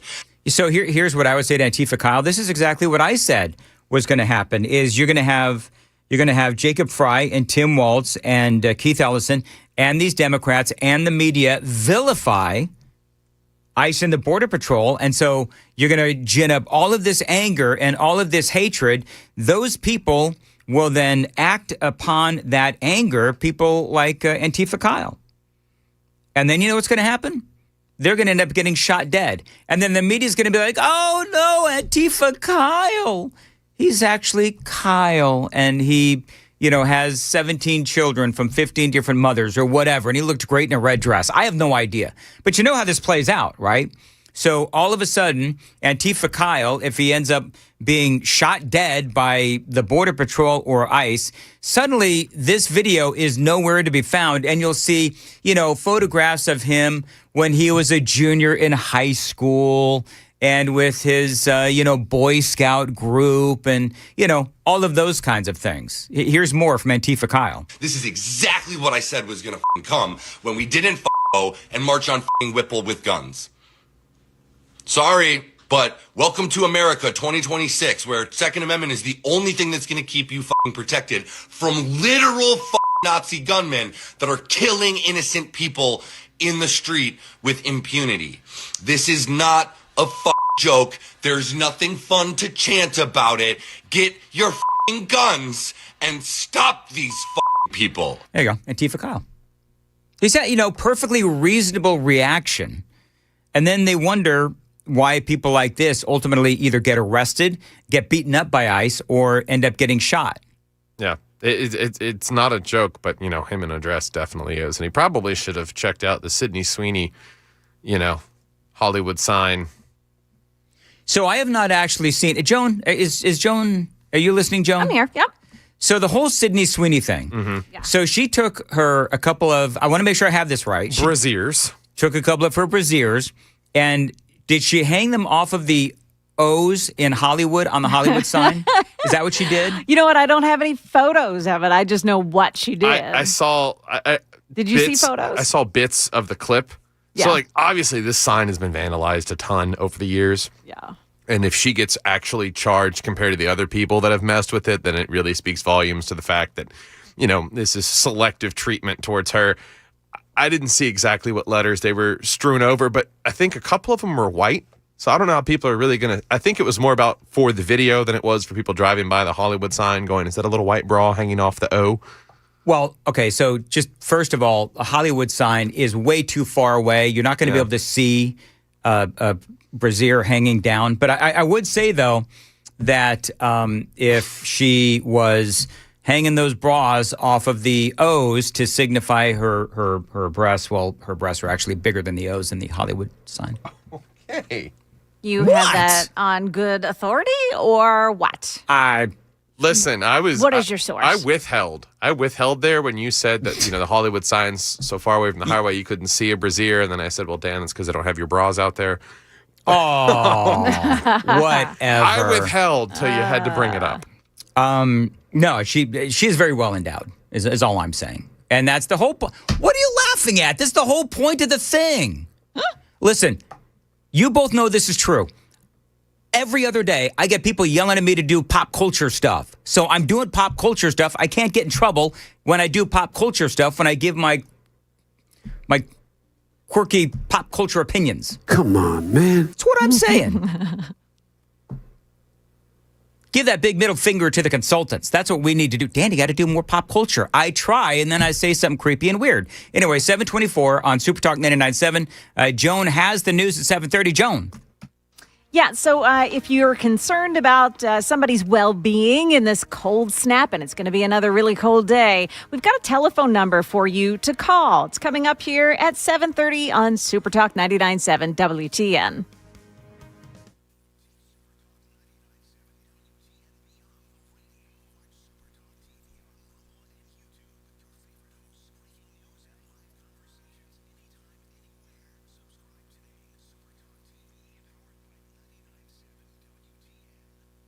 Hey, it's Dan Mandis. I've been talking about the Glock store for a long time. Now, a lot of people are talking about the new Gen 6, which you can get at the Glock store. Now, the Gen 6, they're brand new. They are amazing. Remember, they feature that new optic system, the RTF6 texturing, and that flat face trigger, among many other things. The new Gen 6, it is optimized to make you a better shooter. And Glock store wants to make sure that you can get one. Now, you're going to need to pre-order it. They are flying off the shelves. So Glock Store is making it available for you via pre-order.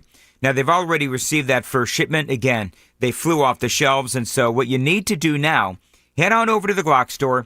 Check out your options at the rental counter at the Glock Store. You can even try one out. You can shoot it. When you decide that you're going to buy a new Gen 6, and you will because they're amazing, you mention my name, you can get an extra magazine when you pick up your new Gen 6 Glock from the Glock Store. So again, mention my name, you get a free magazine when you pick up that new Gen 6. Now, this is a limited time offer only from the Glock Store. Minutes from the airport, worth the drive from anywhere. Check them out online, glockstore.com and shoot270.com.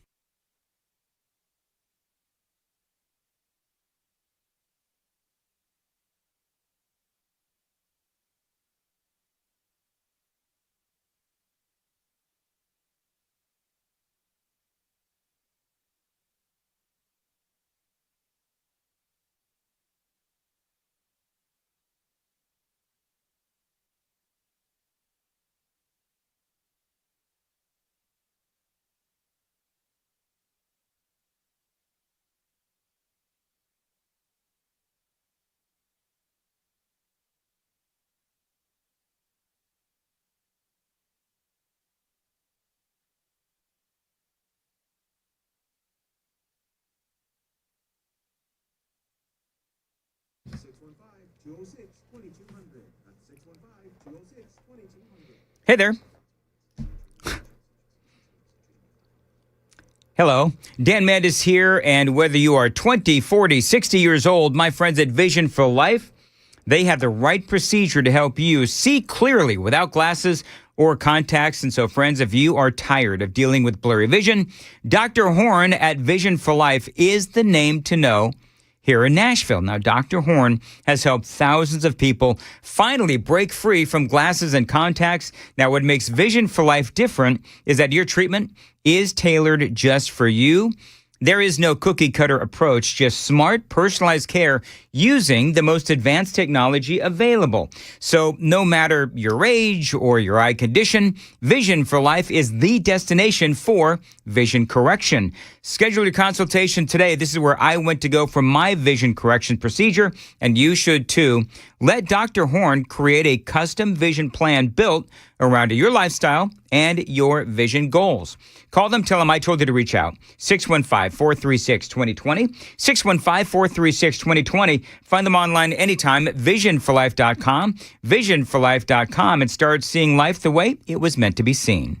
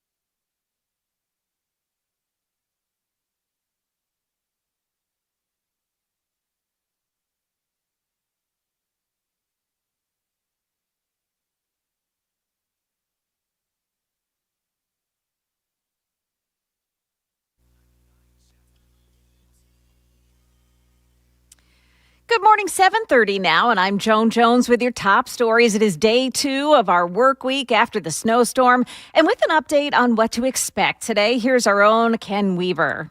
TDOT says the urban sections of the interstates have at least one lane that is completely cleared. NES says it should have at least 600 line crews working on restoration as of today. All of the utilities say their crews are working around the clock.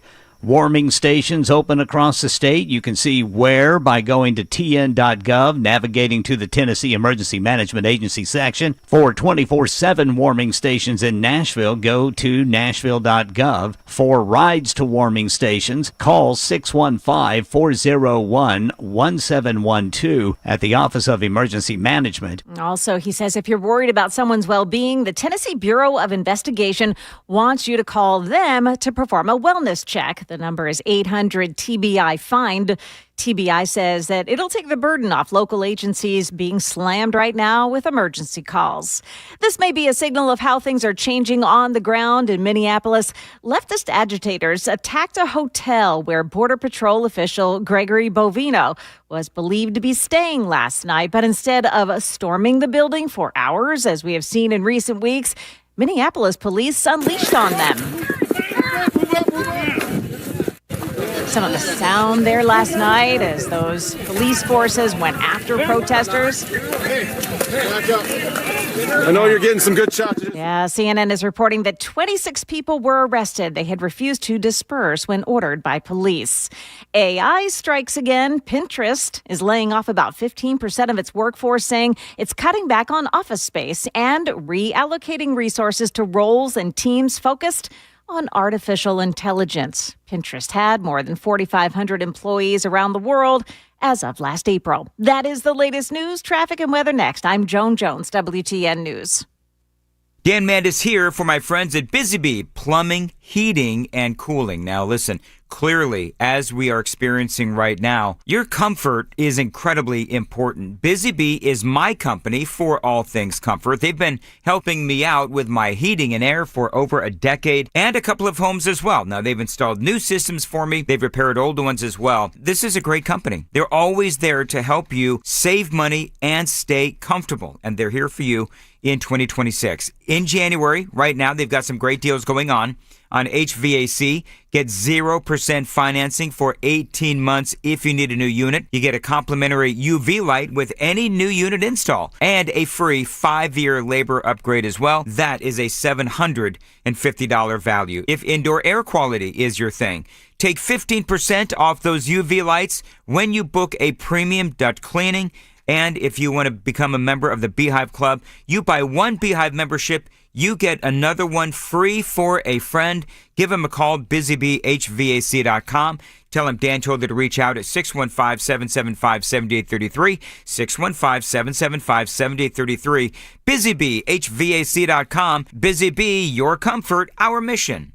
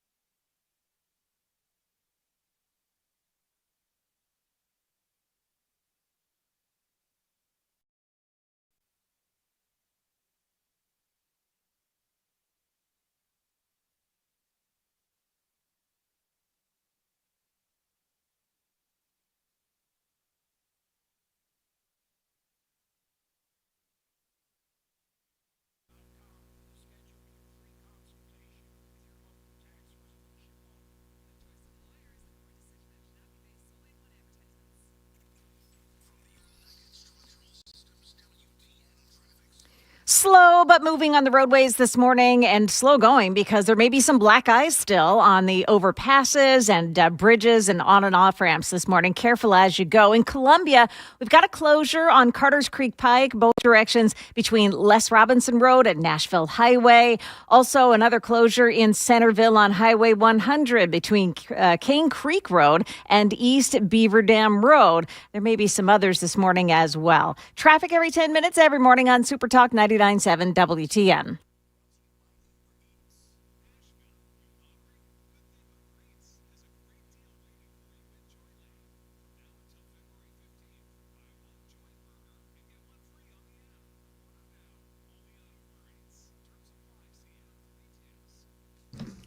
.737 Nashville's Morning News on Super Talk 99.7 WTN. Good morning to your friends. Hope you are doing well. I've got to ask the question, is there no limit to the idiocy of Minnesota Governor Tim Walz? Listen to this. We have got children in Minnesota hiding in their houses, afraid to go outside. Many of us grew up reading that story of Anne Frank. Wow. Somebody's going to write that children's story about Minnesota. And there's one person who can end this now. Uh-oh, retard alert.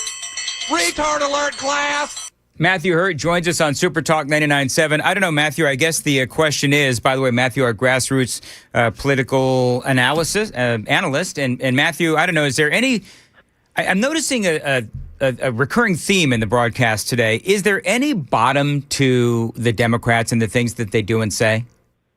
Look, as someone who lived through the COVID shutdowns of 2020, where I watched a Virginia governor close down restaurants and bars, and where I watched my neighbors call the police and call county officials over people peacefully assembling at outdoor venues, outdoor restaurants, there will be a story written in the history books about this, and it will not be people upholding our immigration laws. It will be the leftists and nanny statists and Karens who drove up and down the street looking for people unmasked, having a hamburger and drinking a beer at an outdoor venue for 6 or 8 months in 2020. Do you know what, Matthew? You bring up a really interesting point that I've actually spoken to my wife about, and that is, and this is veering off topic, but when they write the history books on COVID, so like when COVID and they start writing the history books and, you know, for school and everything, do you think that they'll focus on the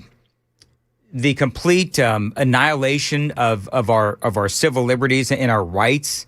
Or will they just stick to, you know, COVID happened and, you know, nobody really knows what happened. But the reality is they did trample on our rights, and it did come from China, and it did escape, in my opinion, it did escape from that Chinese lab. I mean, how will history in like the high school and the junior high school history books, what will they say about COVID? Will they just stick to, you know, for example, the Democrats' company line, or will they talk about what really happened?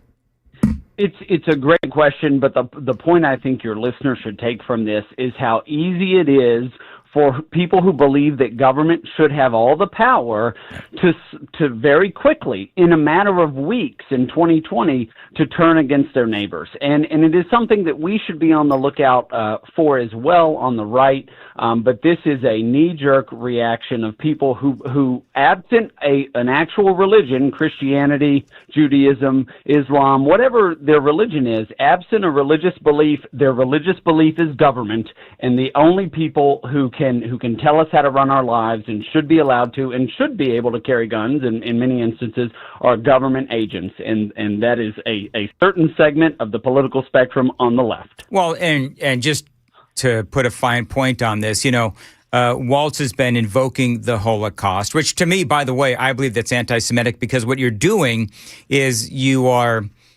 really trying to dilute what happened during the Holocaust, and you're downplaying what happened during the Holocaust. I mean, you know, kids were killed and Jews were killed just for being Jewish. They were captured, thrown in camps, tortured, and brutally killed, including 1 million children. Illegal aliens and some of these kids, they're simply being either relocated back to their home countries. Some of these people are being thrown in prison for their crimes and so forth. But, you know, to try to equate them, I think is just horribly anti-Semitic. Now, on to other things. I'm not part of the cool Republican kids club to, go to like these Republican functions, but you did. Last week, you went to Santa Barbara, and we spoke, I think it was after day one of the Republican, I don't know, was it, these are like Republican meetings that were going on? Remind me what it was? So the Republican National Committee meets 2 or 3 times a year, and it is the governing body of the Republican Party. So in Tennessee, you have 3 members. There are 3 members from every state and territory. Your members are Tennessee GOP Chairman Scott Golden, Beth Campbell, who lives there in Nashville, and Oscar Brock, son of Congressman Bill Brock from the Chattanooga area. And they go 2 or 3 times a year. It's essentially the board of directors for the Republican Party. The committee passed a resolution honoring the memory of Charlie Kirk, who, of course, was assassinated last September, and there was some other minor business that took place. But this board of directors meets 2 or 3 times a year, and I've been to almost every one of them since the Tampa convention in 2012, where I was a Ron Paul supporting delegate, not to derail us again. So what was discussed? I mean, is there any sort of policy issues discussed? We talk about, the midterms and maybe strategizing what the Republican Party as a whole will do to protect the very small majority in the House of Representatives and in the majority in the Senate as well. I mean, what do you do? There was discussion about the midterms, and in fact, the entire 168 member body passed a rule that is going to permit a midterm convention sometime in the summer where the RNC chairman and representatives from the states will gather. I think this will play out like a rally, like a Trump rally. And so that is going to happen sometime in the summer. And then, of course, there's a lot of discussion on House races. The Republican Party fundraising for last year as we head into the midterm elections is tens of millions of dollars better than the Democrats. And they are using budgeted money from 2025 already to lay the groundwork for 2026 midterms. There was a sort of mixed sentiment on what's going to happen and how it's going to play out. But I do think the national Republican infrastructure is well positioned with resources to make a strong go into the midterm elections, and that was discussed pretty heavily. I think it's really smart to try to drum up excitement heading into the midterm elections, and I think that there is clearly a difference between the Democrats and the Republicans these days, and I think that Minnesota is really just ground zero for that. More with Matthew Hurd coming up next. It is 7:45. Time to check the roads on WTN. The Hermitage, 40 westbound at Central Pike. Disabled vehicle blocks the right lane. No problems on 65 or 24. Still dealing with road closures from storm damage. Centerville, 100 closed between Cane Creek Road and Beaver Dam Road. I'm Christy O'Brien. Of course, so we do have a lot of slick roadways across Middle Tennessee, certainly in the neighborhoods and the back roads as well. So be careful, and appreciate you listening to Nashville's Morning News on Super Talk 99.7 WTN. Matthew Hurt, let's talk about Minnesota, because I think that really could be ground zero for the differences between Republicans and Democrats. Republicans, of course, want law and order. We want legal immigration. We want to get rid of and deport the bad guys. And obviously, we know that, there's a lot of activists in Minnesota, not to mention, of course, Jacob Fry and Tim Walz, and they personify, really the resistance as far as politicians go. And I think that when you see somebody like an Alex Preddy or a Renee Good killed, I think that for the Democrats, this is just collateral damage to a far bigger mission. What say you? Well, this is after months and months of Governor Tim Walz and the mayor of Minneapolis saying, resist ICE.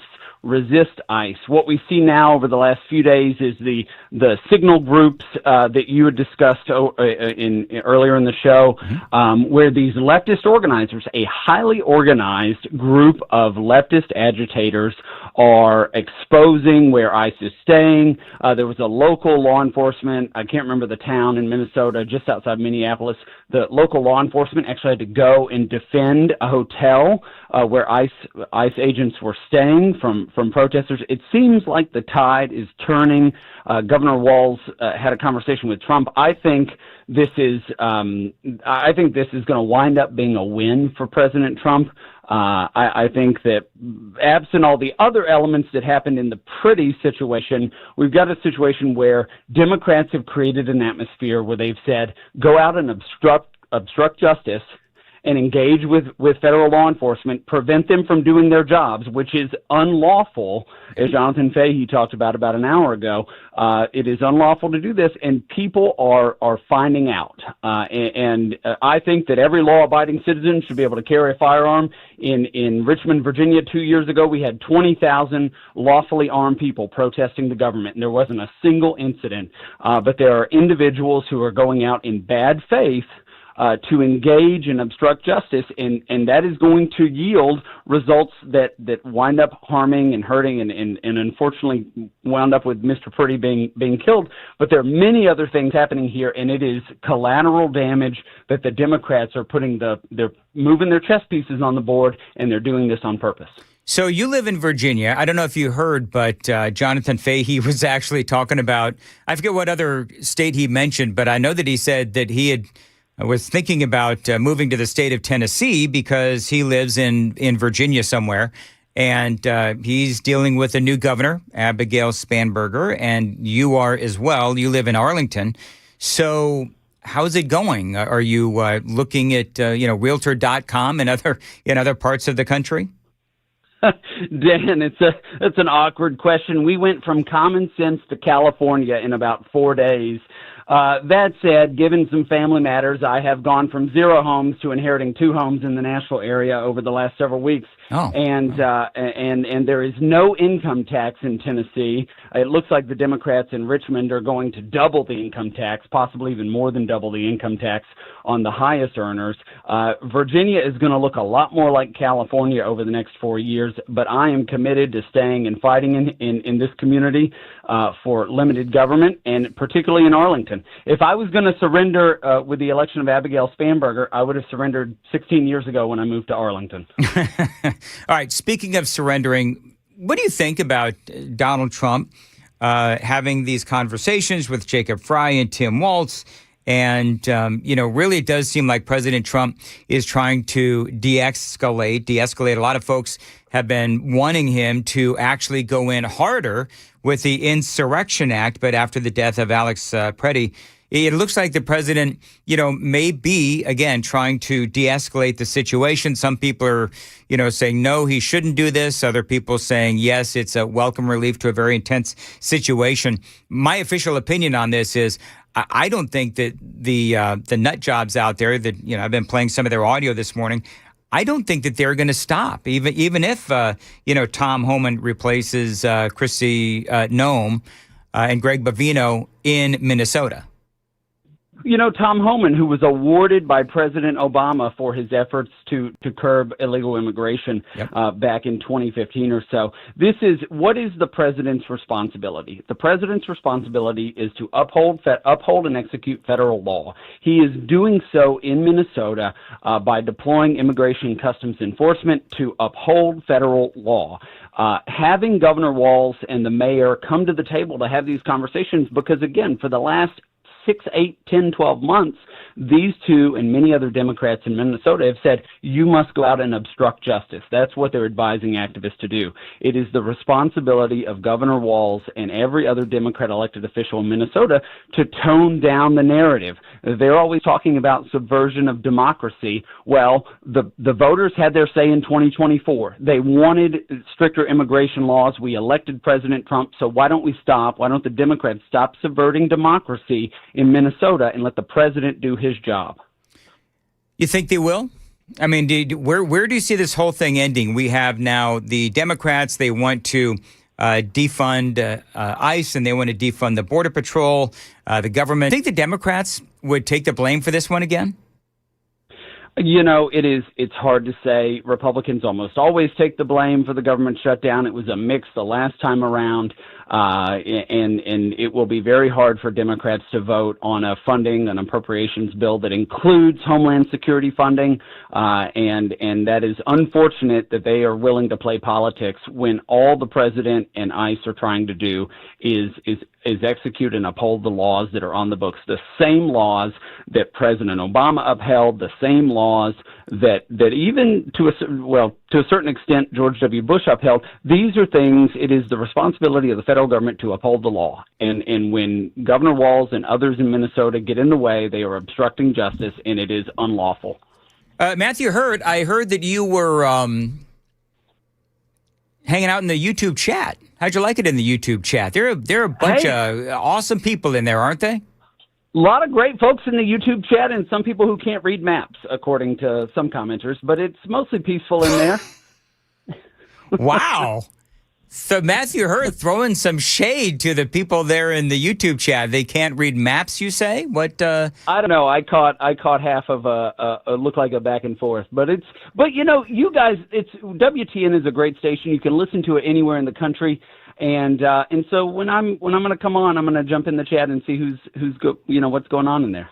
I love the YouTube chatters. I really do, and you're right. I love the fact that we have listeners from all across the country because, and I don't think people who listen to WTN, unless they have a broader perspective of talk radio, they don't understand how unique WTN is. I mean, WTN is an incredibly unique station, and we got, live and local 5A, 7P, and we've got a lot of great hosts on this radio station. We've got, Sam producing in the morning, which, of course, we up our game there in the morning drive with Sam is producing and Joan is the news. And, it's a great station. It is. And as I finished my first milk sandwich of the morning, because I landed late Saturday evening and all we had at the Whole Foods across the street was A2 non-homogenized milk. As I finished Whole Foods, I'm just kidding. I love Whole Foods. You got to get one of those big old potatoes at Whole Foods. You know what I'm talking about? I'll try, but that's what my sister calls me, a big old potato. Okay. 7:50. Thank you very much. Matthew Hurd joining us here on Super Talk 99.7. If you want to say hello to him, go to the YouTube. That's what we should do, Joan. What's that? We should have guest stars just pop into the YouTube chat. Oh. Wouldn't that be cool? Yeah. It's called pre-selling. Yeah, we could, you know what? That's what we do. It's hey, you want to go talk to Matthew Hurd? Go talk to him in the YouTube chat, specifically if he is accusing you of not knowing how to read a map, which I don't know what's going on in the YouTube chat today. Sometimes it pops off so quickly, I don't have time to catch up. Oh, it goes. Well, the YouTube chat is like the super text line, right? Where we got so many people that are chiming in all the time, and I'll find myself answering one person, and then it jumps. And then I end up answering, somebody else's. I end up responding to the wrong person because we got all of the text messages kind of jumping in, and it's just which is what I like about WTN. Joan, I've been on stations where you could just clearly tell that there's nobody listening. Yeah. Right? You know what I'm talking about too, don't you? I do. Yep. So I've done enough fill-in across the country that I know when being on stations where just there's not a lot of people there, not to sit here and kiss butt of WTN, but I love WTN. I love this job. I love the listeners, and I love my friends who work here as well. And so if you want to go hang out with Matthew Hurd in the YouTube chat, knock yourself out. It is on a YouTube. Is there a chat on Facebook? I never actually watch on Facebook. People comment and chat, but we're not signed in to monitor from this computer. No, all right. I've never. Do you know what's so funny, Joan? I've never watched WTN on Facebook ever. Oh no, I have. Yeah, have you? Mm-hmm. Which do you like better? I think YouTube just for the chat. There's more personality there. Yeah, there is. I want to find, and I'm gonna here, Valerie. Awesome, I found it. You know what Valerie says in the super text? I'm trying really hard to not lose my humanity in all of this Minnesota chaos, but she says, I'm finding it difficult to sympathize at all over this latest protester shooting. She says, all I can do is pray. I know what she's talking about. Exactly. Do you know what I mean? Yeah. It's you know what? I have a hard time. I'm not glad that Alex Preddy or Renee Good, I'm not happy that they were killed. Of course not. But it's also very difficult to drum up a lot of sympathy because they're putting themselves in this position. Then you find out about, the Signal chat and, the targeting of ICE agents and the targeting of the Border Patrol, the targeting of Greg Bovino and his hotel room. And I just, you know what? I got shoulders up around my ears and palms to the sky. Sorry. I don't feel sorry for you. I just don't. And if that means that I'm losing my humanity, well, then that kind of sucks. But that's what the left is doing to, I think, a pretty significant portion of the American people. Would you say that's true, Joan? Where it's so. Like, you know what? I does it mean that I'm losing my humanity, that I don't have any sympathy for an Alex Preddy or a Renee Good, but they're driving me to this. Yeah. What?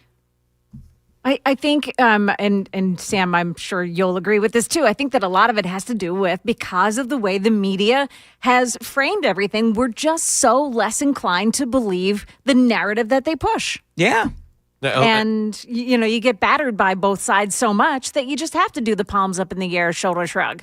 Well, and being shot at when you're running for president, apparently that's acceptable. Being shot at for speaking peacefully on a college campus, to them, that's acceptable. But when you physically interfere with federal agents, that's the line for them. All right, coming up, I've got a text from the super text line 0751 that is going to knock your socks off. It is all straight ahead on Super Talk 99.7 WTN.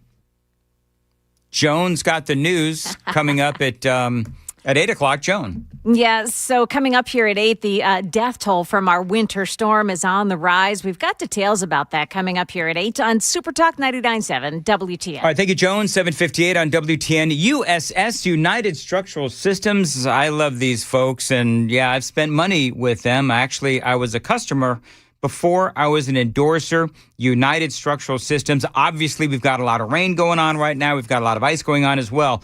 So if you go down into your basement or crawl space and you see some water down there, you see some leakage, some moisture, well, guess what? You've got something going on with your basement or crawl space, because when water starts showing up where it doesn't belong in that basement or crawl space, it can quickly become a serious problem. And figuring out where the water is coming from, that can be a nightmare. It can come from a number of things: poor drainage, small cracks in your foundation walls, or even a hidden plumbing leak. But the USS team of experts, they'll find out why your basement or crawl space is wet. Then they are going to fix it. So find them online, USSTN.com. As always, tell them Dan Mandis told you to reach out, USSTN.com.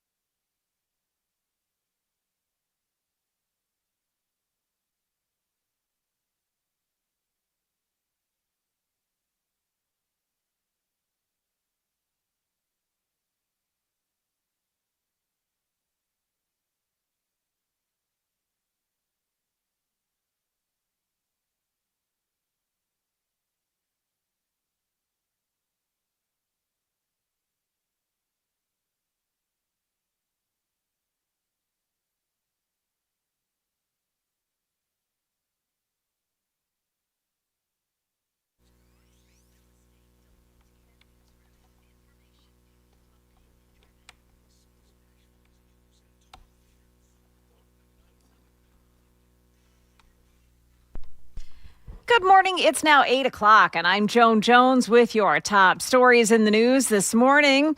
The death toll from our winter storm is apparently on the rise. The Tennessee Department of Health confirming there have been 5 weather-related deaths in the state over the past few days. Now, we do know the toll is 1 fatality in Crockett County. There were 2 in Davidson County, 1 in Haywood and 1 in Obion County. The identities of the deceased have not been released, but in Haywood County, officials there are saying that a 66-year-old man reportedly suffered a heart attack while shoveling snow. Now, as of this morning, Tennessee remains in a level 3 state of emergency. Meantime, ABC News is reporting that there are many more deaths that have been reported nationwide. At least 30 people killed across 11 states. The small city of Bonham, Texas, mourning the loss of 3 siblings who drowned in an icy pond. The school superintendent saying, quote, "We are devastated by this unimaginable loss." That is ABC's Ginger Z reporting. Well, secondary roads are getting treatment now. WSMV4 reports that the Nashville Department of Transportation said crews are now out treating secondary and post-secondary roads all across Davidson County. But officials are still warning that the primary roads may look clear, but there was a hard freeze again last night, so black ice is still very much a thing, especially on the overpasses and off and on ramps.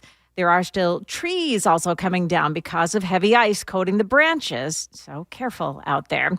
Protests are expected to ramp up again in Minneapolis today as leadership of immigration operations is changing. A crowd gathering last night outside the hotel where protesters believed that Border Patrol Commander Gregory Bovino is staying.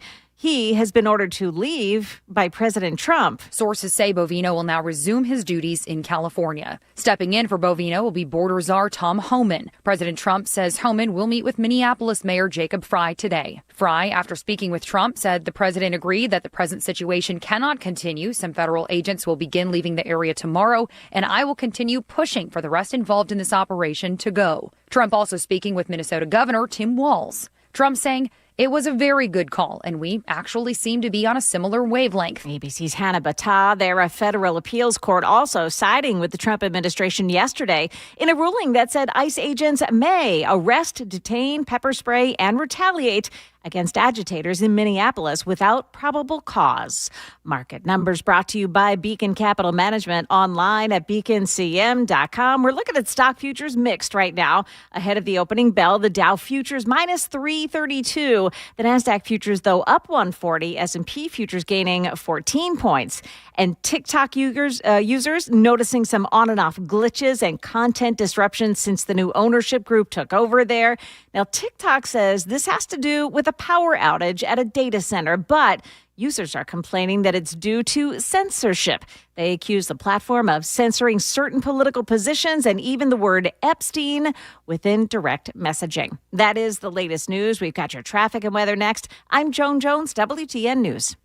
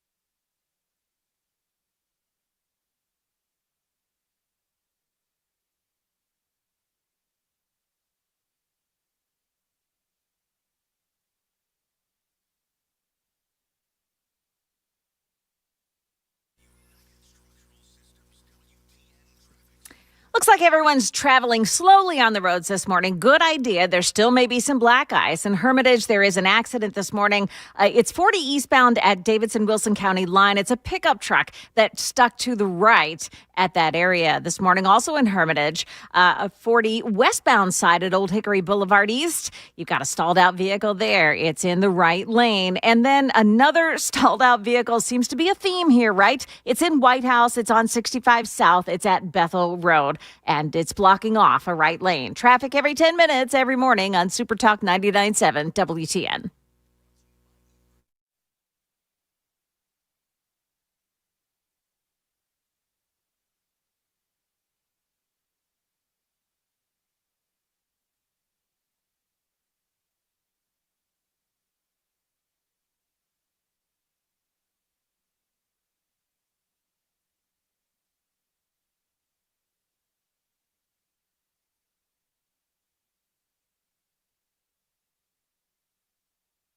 New. 8:09, Nashville's Morning News on Super Talk 99.7 WTN. Good morning to your friends. Hope you are doing well. Super text line is 615-737-9986, 615-737-WWTN. Hey, Joan, you want to play some fun with audio real quick? Oh, you know I love fun with audio. All right, but first I want to read this from 0751. You ready? This is a hot take. I totally should have just stole it. He says, protesters that obstruct ICE agents should be added to National Sex Offender Database for protecting sex offenders and child traffickers. That's so good. Listen, that makes all the sense in the world because as Sam and I were talking, off the air, if you know anything about the Signal chat storyline, where you've got all these people in Minnesota, and this is going on everywhere, by the way, right? I mean, sure, this is going on in places like Los Angeles and Chicago. And so you got all these people that are, the leftist hordes out there, and they are sharing intel and they're using the Signal chat app so that they can communicate with each other and so that they can out ICE agents. And, they got instruction manuals. I mean, the whole thing. So they are knowingly, to 0751's point, they are knowingly protecting people that they know have done horrific things.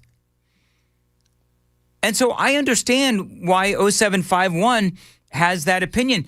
We're talking earlier about what Angie said, where, we have these situations across America where all of this fraud is taking place and, all of these protests are taking place. And you do, feel like maybe there's a part of you that is losing your humanity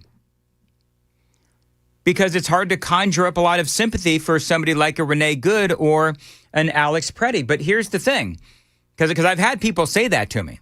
I've had people say, hey, you know what? Don't you feel sorry for, a Renee Good or an Alex Preddy or whatever? And it's like, you know what? How about all the people that have been killed by illegal aliens? Do you not have any sympathy for them? Where is your humanity, right? You love the uppity people on the left where they're like, oh, where's your humanity? It's like, where's yours? We have had thousands of people killed by illegal aliens over the past many years. And where is your humanity for the Laken Rileys of the world? You have none. So don't sit here and get all uppity with me about how I have no, real sympathy for a Renee Good or an Alex Preddy when we've been covering stories of like a Jocelyn Nungary, a 12-year-old who was killed by a couple of Venezuelans, right? Or Laken Riley, and all she was doing was jogging, and she was killed as well. Everybody knows these stories. And so I would say to the left, and then I'll let you speak, Joan and Sam. But for the people on the left and the uppities on the super text line about all this, because I was talking about this earlier. You know what? Screw you, I would say, until you can show not only some sympathy but also some solutions to the problem that your side created. Sit down and shut up. All right, go ahead, Joan. So here's the kind of compassion they have for Alex Preddy. MS Now, have you seen the pictures of Alex Preddy on MS Now? I was telling Dan about this. No, tell me. They edited. Now he's not like a very handsome guy. Okay. He's not. I'm not calling him ugly, but I'm saying that he's not the handsome guy that they present him to be on MS Now. They actually took his picture and made him look more attractive. They altered his picture. He's got a very long face. They shortened up his face, gave him a nice smile, put a little coloring. They glammed him. They glammed him to make him look much. And I have it. I put it up on my X feed. So if you follow me, let me go look at it. Joan Jones. I call this being Trayvon Martin. Oh yeah, yeah. When the media ran with the picture of him at 12 years old in the Zimmerman case. That was so ridiculous. I think it didn't. Yeah. And then it set the precedent. We see it with Renee Good. They choose the picture from years ago where she's got long hair and she looks normal. Very pretty smile. So her hair's all done. They know these people are crazy, so they have to kowtow to the left and go, look at this normal, reasonably attractive person that was just out doing a normal thing. It's not normal to interfere with federal agents. What does it matter how good looking he is, though? Why would they try to pretty him up? Aesthetically pleasing things sell visually on TV. Absolutely. Plus, you'll get people, especially women, and we know that it's white liberal women who are out there being crazed. They're going to look at his picture and go, oh, he's such a nice-looking man. And Joan makes an excellent point because there's a void right now when it comes to the white liberal women, and they're all going, I want a good man, but, dating liberal men is weird. And so they're going to cling to this idea that you can be both masculine and liberal. You really can't. Okay, did you look at it, Dan? You know what? For whatever reason, I don't see it on your post. No, can you send it? It's because you're on an old one. Oh, remember I had the problems that I had. Yeah, you couldn't operate Twitter. She was hacked. Okay, I was hacked. I'll take your word for it. I'll take your China. Word for it. There's also a lot of Joan Joneses out there. So anyway, whatever. So I'll take your word for it. So weird. What's that? That there would be Joan Joneses out there. What's a very common name? I mean, why didn't you? It's funny thing is, Joan Jones is like your real name. It is. So, I mean, you couldn't have thought of like Joan, Krafanovich or something like something, less radio than Joan Jones. Joan Krafanovich. That's your new name. I'm Joan. sure that would have been, really pleasing to the listeners' ears. Throw one down. I'm Joan Krafanovich for WTN. Go ahead. Never mind. 8:15. Time to check the roads on WTN.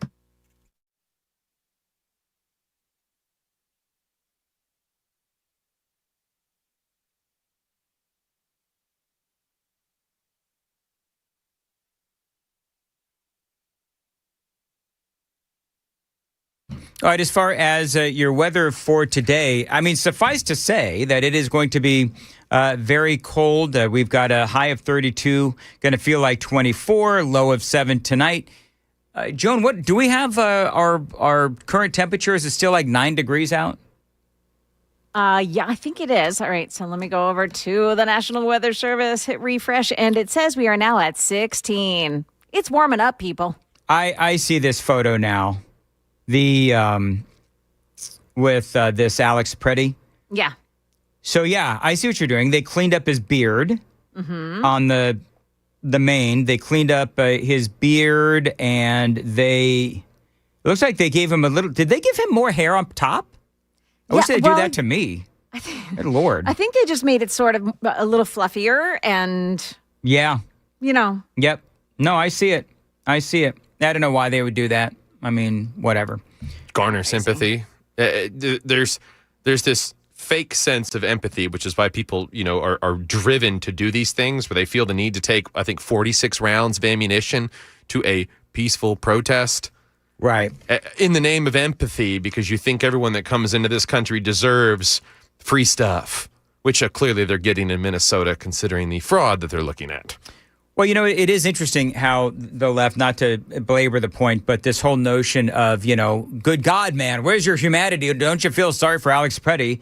And then I could probably spend 4 hours talking about, just listing names of all the people that have been killed by illegal aliens, since Biden came into office. You know what I mean? And telling their stories. And not going to, but I mean, the stories are abundant. So as I always say, you are what you're outraged over. And I'm outraged over all of the people that have been, innocently killed by illegal aliens. And that is why CNN has some new polling out with my buddy Harry Enton.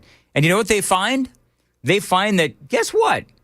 The American people are still pro mass deportation. Yeah, sometimes I like blunt questions because they sort of get at the underlying feelings that people have. So this is about as blunt a question as you can get.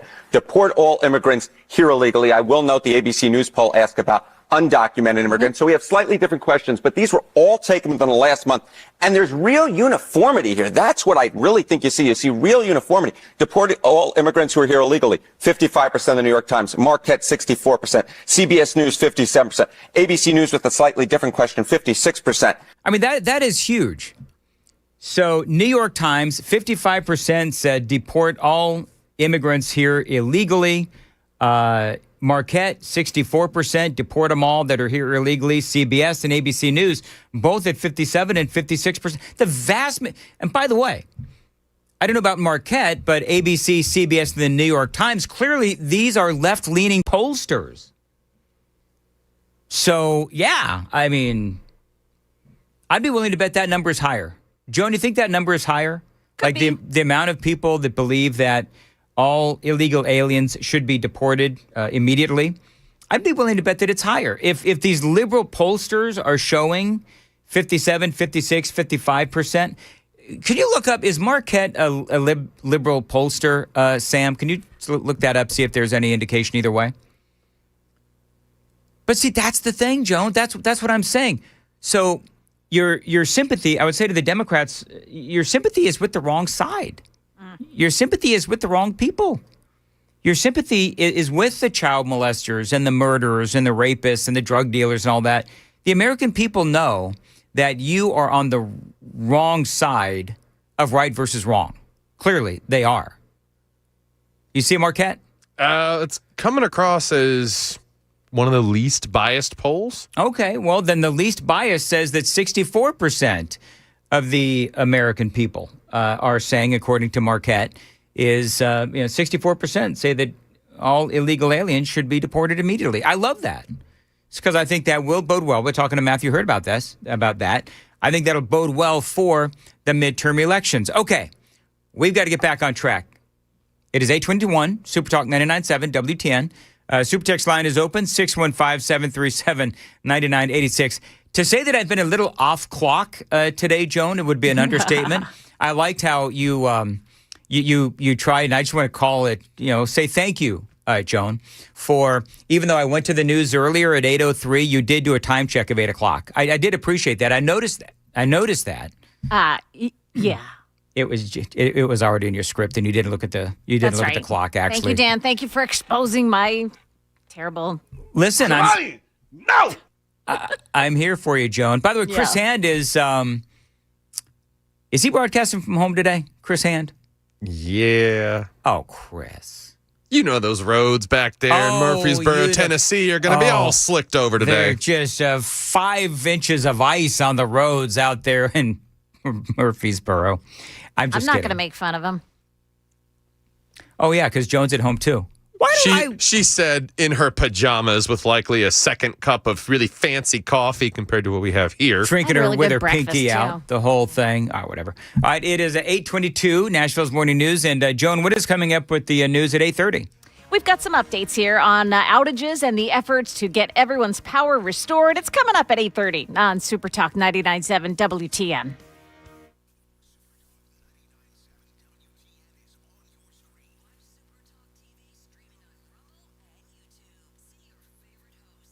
Discussions and special segments where we stay live during the... I'm taking your meeting away.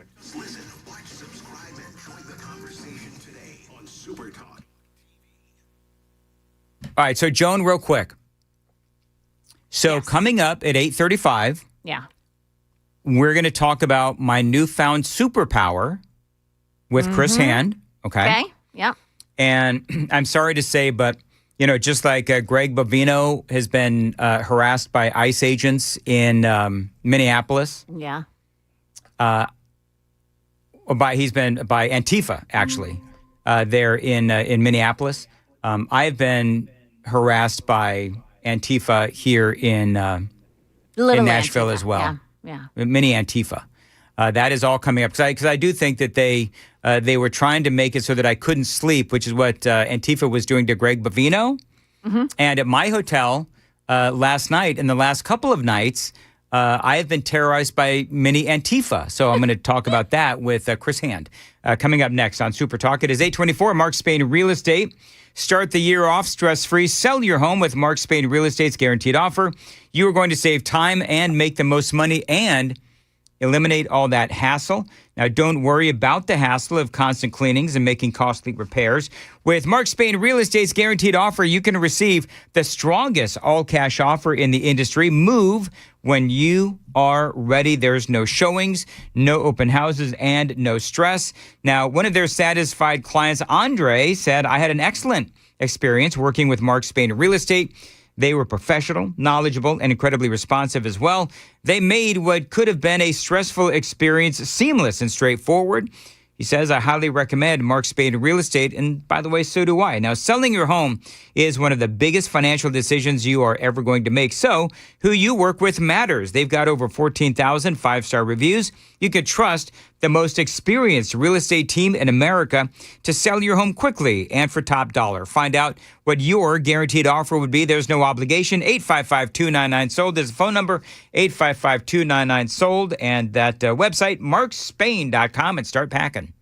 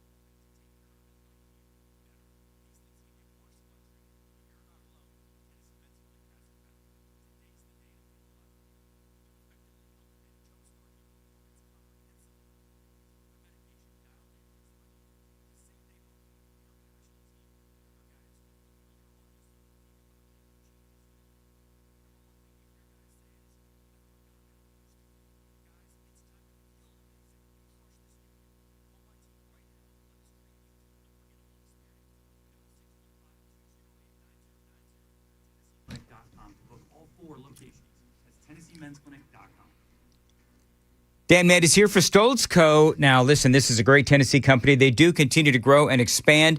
They have been building pole barns, and they've been doing this now for a long time here in Middle Tennessee. Now, these pole barns from Stoltz Co., they can serve as a garage, an event space, an equestrian building. You can even live in them. Yes, they are called barn dominiums. And these days, those barn dominiums, they are new. They are improved as well. Stoltz Co. is now offering you turnkey options. Now, that means that they handle the design, the construction, and the amazing finishing touches. You turn the key and you are home with my friends from Stoltz Co. Now, your new pole barn from Stoltz Co., again, it can be used for anything you want. So if you've got some land that needs a building for whatever you want, call my friends at Stoltz Co. 615-622-5992, 615-622-5992. You can also find them, by the way, on Instagram and Facebook as well to see examples of their incredible work around Middle Tennessee. STOLTZCO. It is StoltzCo.com.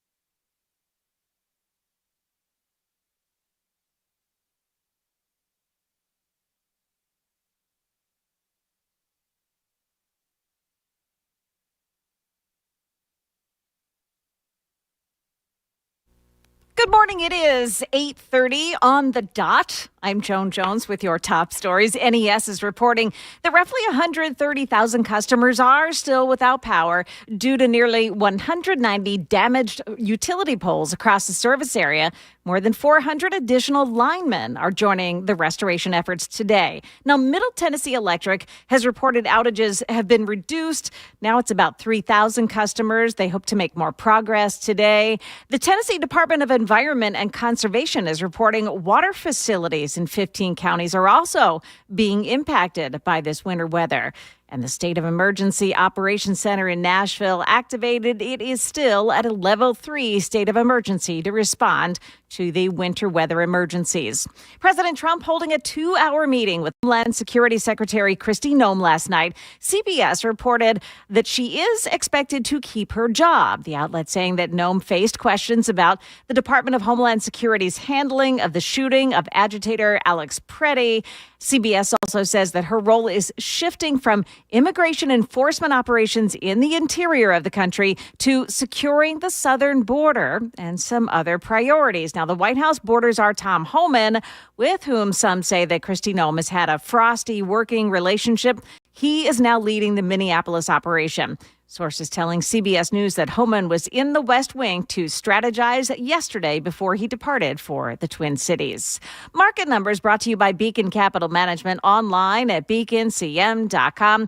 And stocks now trading the Dow Jones Industrial starting off in the red. We've got Dow Jones down 382 with the NASDAQ gaining 144. The S&P 500 index is up 15 points. That's the latest news. Stick around for your traffic and weather. I'm Joan Jones, WTN News. Thank you, Joan. 8:32. Hey, by the way, Joan.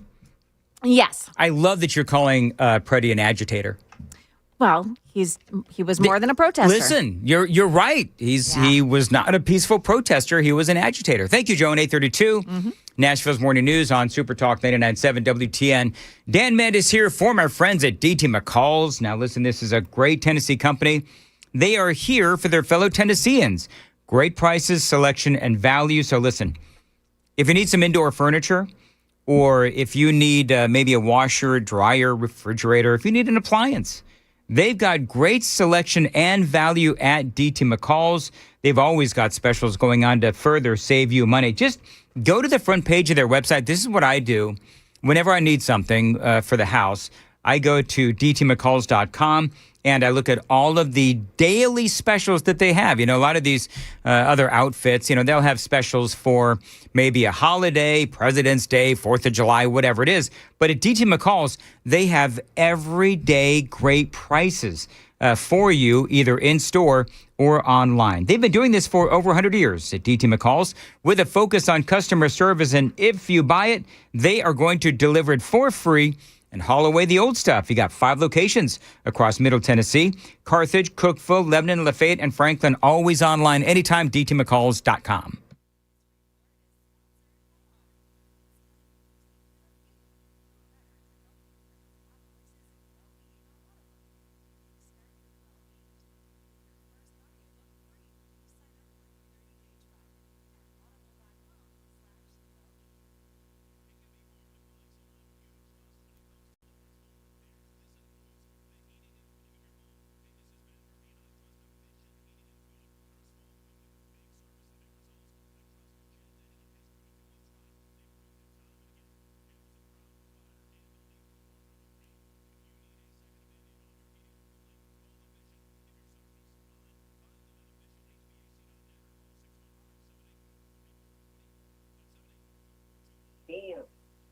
Hey, it's Dan Mandis for the Wellness Institute of Nashville. Now, eventually we're going to be able to go outside again, and you don't want to be sidelined with chronic back, neck, or knee pain. My friends at the Wellness Institute of Nashville, they can help you. Now, they've got a couple of different ways, a multitude of ways to help you feel better fast. Of course, they've got that non-surgical spinal decompression, but they've also got this new technology. It is called the HydroWave.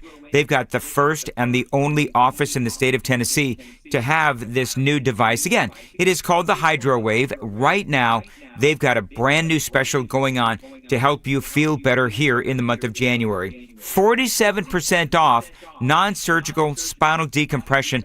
That is a great deal for 2026. 47% off non-surgical spinal decompression. Call them 615-246-5009 to get started. 615-246-5009. Don't forget, 47% off non-surgical spinal decompression when you mention my name, 615-246-5009, painisbad.com.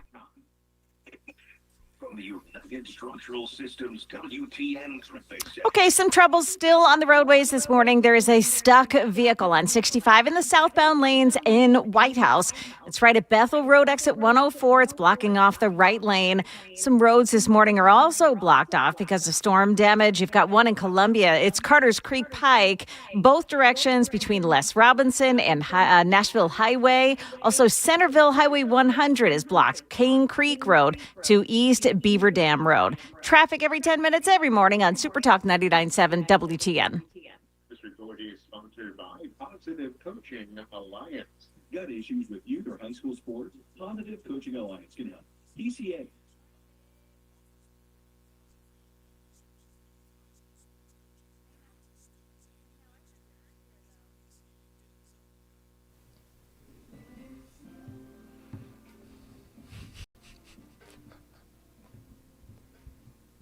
.836, Nashville's Morning News on Super Talk 99.7 WTN. Little Boys to Men for you. Is this Boys to Men? All right, very good. You know, One Direction is more my jam, to be perfectly honest. But this is good, too. Amy wanted to go see Boys to Men. I think they're playing here in Nashville, like March or April, I think. And I had to put my foot down. It's like, look, we went to go see One Direction in Las Vegas. I think it was Joan, was it One Direction I went to go see? You went to see the Backstreet Boys in Vegas. I'm sorry, the same thing. Backstreet Boys. So I went to go see the Backstreet Boys in Las Vegas. Why do I remember that? I don't know. It's actually pretty impressive. But I had to put my foot down to Boys to Men. I couldn't do it. The prices are like really crazy. Chris, if Chris Hand joins us as the crisscross handoff. Chris, if your wife really wanted to go to something, you ever just like put your foot down and said, "No way, I'm not doing that"? Well, we're just trying to, warm up the house here in Murfreesboro for starters. I'm not worried about where we're going next. We gotta figure out a way to dig out from this storm, Dan. Is that why you're broadcasting from home today, Chris? Is the doors are completely frozen shut. I'd be there if I could. You guys snow drifts like on the garage and the front door, and they're like 9 feet tall. Yeah, one of the dogs died. I don't know what to do. Wow. They're eating the dogs. They're eating the dogs. So these kids, it's chaotic here. Kids got to eat somehow. Hey, how are you guys doing? We're good. We're missing you today, Chris. I'm missing you guys too. I don't think you are actually. I am. I'm just kidding. No, listen.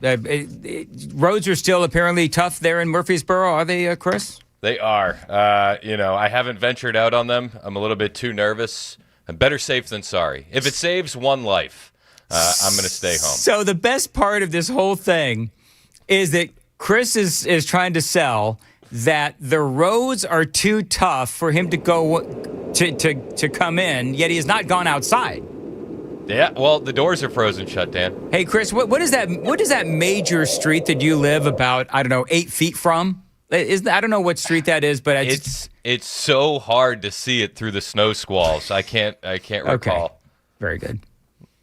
Hey, I got a question for you. What? Yes. And I'm wondering if you could settle this debate. I've been having it with some listeners on the gram. I got a message from a listener, Amy, this morning.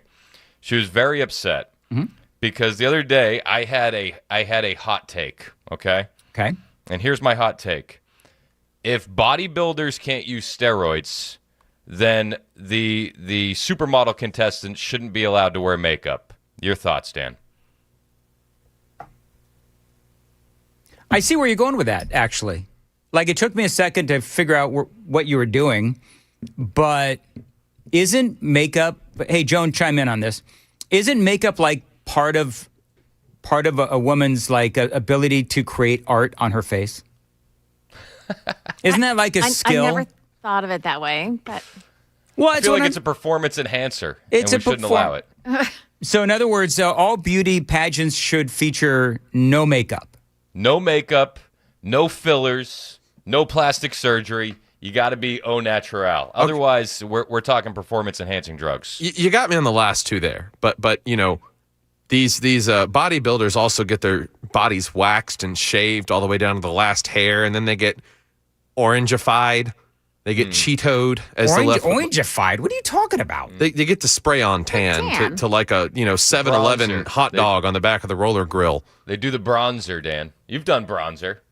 Oddly enough, no, I haven't. You don't do bronzer before you go on your cruises? No, I don't do bronzer. I don't even know what that is, but it sounds creepy as all get out. He's Greek, so he just layers on the olive oil and sits out in the sun. That's all you need. That's exactly what I do. Perfect. Hey, Chris. You know, I had some advice for the people that are still out of. Make sure my audio's up. I had some advice for the people whose power in electricity is still out across Middle Tennessee. If they're trying to call the electric company, they're not doing it the right way. What they really need to do is call them like this. Hey, you guys! That's what they need to do. Yes. That's how you call the electric company to come and turn your power back on. Well, I can just speak from experience with how bad it is currently in Murfreesboro. That's the best way of communication. Is it really? Because it's really helped you, hasn't it? Yep. All right, Chris, as a fellow millennial, back me up here. When you hear that, do you think electric company or do you think Sloth from Goonies? It's Goonies all day. Exactly. I was wondering who was doing the Goonies line. I thought it was a Joan impression of Sloth. That's from the original. You see, okay, so people of a certain age, Joan. People near the Medicare line. People of a certain age, me and Joan, we remember the electric company from, way back when, right, Joan? Being in our little PJs on Saturday morning and, maybe sometimes in school, they would have us watch the electric company. Oh, yeah. I remember on rainy days in Southern California, because despite the song, it does actually rain in Southern California, they would pull out a big old, I don't know what you call box TV set, and, we would get to watch. The electric company. And, and so then earlier, you missed it, Chris. Earlier, Joan was trying to sing the electric company theme song. Now, you've never actually seen the electric company. I've never seen the electric company. Okay, very good. I think what we have here, Joan, is a generational divide. A generational, It's something, but it's not a divide. I mean, they didn't get to experience the rich, full things that we did as we were children. No, that's true. That's true, Joan. That's right. We didn't get to hit the circle down the street with the stick or write our homework on stone tablets. We totally missed out on that. Listen, you haven't lived until you've ridden a brontosaurus. Oh. You have not lived until I've slashed your tires, Sam. Hard to do from home, Joan. Oh, yeah, but there's always tomorrow. Don't worry. With the current weather in southern Middle Tennessee, there's no way Joan's going to be in there for at least a week or two. Hey, so so I have something in common with Greg Bavino, head of the Border Patrol. Great What's hair? that? Are you Nope, being it's not that. fired and moved to another market? No, not yet. Maybe after this show, Thank goodness. If I play this one more time, they'll definitely, they're going to send me to like Paducah if I keep doing that. No, Greg Bavino is being tormented by Antifa in his hotel room, and they've finally been able to start arresting people apparently. Well, I've been staying at the hotel myself, and it is clear that word has gotten out to local Antifa that I am staying at the hotel because I've been tormented by what I have not so affectionately dubbed as mini Antifa. So for the last 2 nights, I've been trying to sleep, Chris, and there are 3 very small little children that are just screaming to high heaven. Oh, those are the worst kind of Antifa members. They won't be quiet. And so I'm trying to sleep. And the last 2 nights, it's like they're screaming, they're taking baths. And I kid you not, Chris, last night, I'm trying to sleep.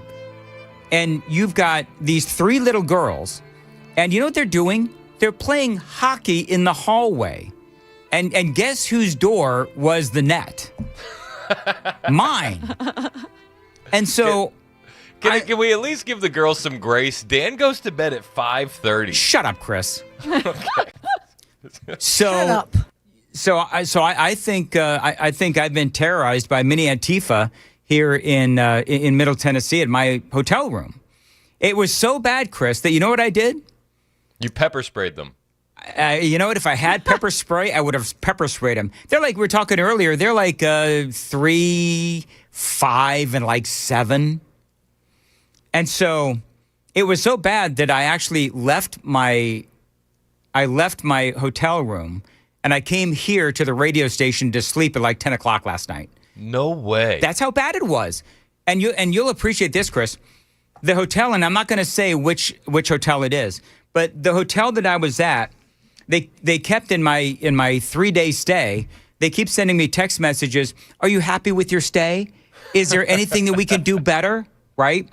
So we actually texted back. I texted back and I said, does anybody actually read these? I kid you not, Chris. 2 hours later, I get a return text message. You know what the text message said? Yes. China. China. My gosh. That's all they said. Yes, China. Yeah, that's all they said. This is a hotel where customer service is supposed to be a thing. I said, does anybody read these things? And they said, yes, China. What kind of a customer service oriented? I mean, I loved it. It was funny as all get out. But it's like, what? That's not customer service. I'm a little bit curious in your planning process. When you decide that you are going to flee the hotel, yes, do you bring a pillow and a blanket with you? No, I didn't. I should have, but I mean, that would look a little weird. Oh, so bringing you sleeping on the couch without a blanket is fine, but if as soon as a blanket is entered, then it's weird. I was curled up on the fetal position downstairs. Luckily nobody was here. But yeah. Which couch did you do? The performance center couch, or did you do the podcast studio? Performance center. I should have gone into the podcast studio. That's a far better couch. 100% should have gone to the podcast studio. Yeah, you missed opportunity there. But anyway, so yeah, these kids. One of these kids was running around. I think like the 3-year-old or whatever. Running around in nothing but a diaper in the hallway of the hotel room. And so I finally did call down to, I feel bad because I don't like to venture into, old get off my lawn guy, but I finally called down and I said, can you do something about these children that are running around? Not wearing pants. Well, I didn't, you know what? I didn't actually talk about the one little one that was not wearing any clothes, but I mean, it's like, come on, man, put some clothes on that kid. You got to put some clothes on that kid. That's rule 1 of parenting. Well, I mean, honestly, especially in a hotel. I mean, whatever. Dude, you sound like you've had a night. 2 nights. I have not been able to sleep. Are you going to venture back to Mount Juliet this evening? Yes, I'm venturing back to Mount Juliet. Are you sure you're going to make it? I'm going to make it. I may actually stop by Starbucks, which has been, sorely lacking in my life. Nobody seems to miss me at home, by the way, so I'll probably, I'm going to do? I'm just going to mosey around the county and see if anybody notices at home that I'm actually, not there. New YouTube poll. Who misses Dan more? Is it Amy or the barista at Starbucks? Touch my knobs. When I go into Starbucks, everybody says, hey, Dan, how are you? I don't get that kind of, greeting when I go home. No. You know what? I bet you the mini terrorists at the hotel probably would be happier to see me than my family when I walk in today. Oh, Dan, stop. Not if they catch that you threatened to pepper spray them if you could. Well, there was that too. Anyway, all right. So, Chris, you have some things for this? Yeah, we can do some things. I found an article that I thought you guys might like. Some pets need a new home. This is from New York. Animal rescue volunteers are racing to find new homes for hundreds of pet rats. Found running amok in a filthy, now condemned house in the New York City suburbs. Are they all named Mamdani? No, they're not. Most of them are. But there's a group of about 10 volunteers who spent the last couple of weeks rounding up domesticated white rats at a home in Rocky Point. Wait, domesticated? They're domesticated, yeah. They've already collected 450 of them. 450? and they got about 30 more to catch. Well, you know how you catch a bunch of domesticated rats, right? You go, hey, you guys! And you just try to collect them all right there. Well, here's what's making it challenging for them. Okay, you ready for this? Mm-hmm. They're in the walls of this condemned home. Wow. I would burn it down and start over. You just walking in there, all you're going to hear is. Oh, it's gross. It's gross. So The how do whole you thing is domesticate a rat? Yeah, do you play fetch with it? Yeah, you put it on a leash, you walk it. No, stop. Oh yeah, people do it. Do you know that when I worked in New York, when they say that they've got rats as big as cats, I mean, like truly, they have rats as big as cats. We had a rat in the building that I worked in, and it was running around in the kitchen, and so. Ugh. What would you do if you saw a rat, Chris? Would you get on a chair? No. Okay. Neither did I, by the way. Moving right along. You didn't? Did you scream and jump on a chair? No, I didn't do that at all. Yes, you No, Starting I to didn't. sound like what you Yeah. You know what? When Thou doth protesteth too much. when that happened, I started screaming for my coworkers. Hey, you guys! Call the exterminator. Now, if you get bit by a New York City rat, you might get some kind of superpower. You know what? That's absolutely right. Maybe I got bitten by a New York rat many years ago, or maybe sooner, maybe more recently, Chris, because, I do have a new superpower. Did you know that, Chris? I did not know. Yeah, you know what my superpower? If you go and you watch us on YouTube, you will notice I have a new superpower where I can start like moving in really slow motion all of a sudden. Yep. And then all of a sudden I speed right up again. And awesome. Yeah, I mean it's a newfound superpower that only seems to happen on YouTube and Facebook and Rumble and X when people watch us on the Super Talk TV. Stunning. It's unbelievable to watch this. So they're trying to figure out why it is that we're buffering on the on this. I thought that was you know what? That actually that wasn't funny in the 5 o'clock hour either, was it, guys? No. No. Dan Mandis in Nashville's Morning News. He puts the buff in buffering. Yes. How does Dan put the buff in buffering? He goes to contours. Oh, let's go. There you go. That's exactly right. Anyway, so domesticated New York rats. Is that what you got? Is that what you brought for this, Chris? And people are saying that these rats deserve a second chance. They're clean animals and can be friendly, like a hamster. They make wonderful pets. Oh, they do not. I say you take a Burmese python that's gotten loose in Florida and you just drop it off in New York. Do you know who thinks that rats are good pets? Burmese pythons. There you go. Because Betty on the super text line says the female ones are named Letitia. That was good, Betty. I like that. Oh, no. The rats are better looking. What? All right, what else you got, Chris? We got like a minute. Let's see. We can $200,000 lawsuit for food racism. Did you hear about this? No, go ahead. Food racism. Food racism. A dispute that began over heating a dish in a microwave has ended with 2 Indian students winning $200,000 from an American university, University of Colorado Boulder. They filed a lawsuit, a civil rights lawsuit, because they said they faced a series of microaggressions and retaliatory actions following a microwave incident. They wanted to microwave a very, very popular Indian dish called palak paneer. It's one of northern India's most popular dishes, pureed spinach and paneer, which is the Indian equivalent of cottage cheese. They wanted to microwave it on campus, but other students said, you can't do that. It reeks, and that won them $200,000. Are you serious? Yeah. Wow. Okay. I wonder what it smells like. Burnt hair and a used diaper. Very good. Oh, yuck. That's what I'm imagining. All right, real quick. Joan was coming up at 9. Milan hosting the Olympics, but the ice apparently is not welcome in Milan. We've got that story coming up here at 9. This is a paid endorsement by a current client. Hey, it's Dan Mandis. You've heard me talk about Paul Winkler for years, and there is a very good reason. When it comes to investing, Paul Winkler Inc. is different. They got 10 offices across Middle Tennessee, never, ever any commissions. Now, this week, Paul Winkler is doing something I've always loved. Back to Basics Week.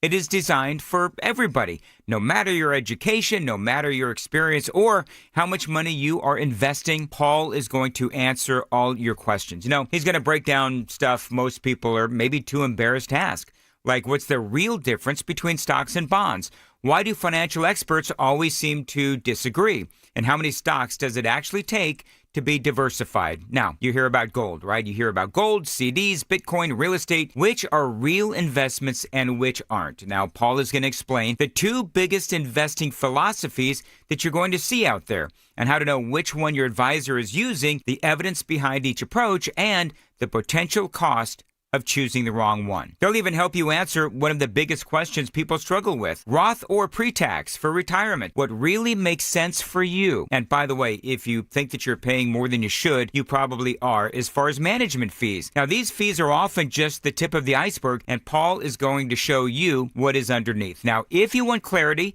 confidence, and a plan that actually makes sense, go to paulwinkler.com. That's paulwinkler.com.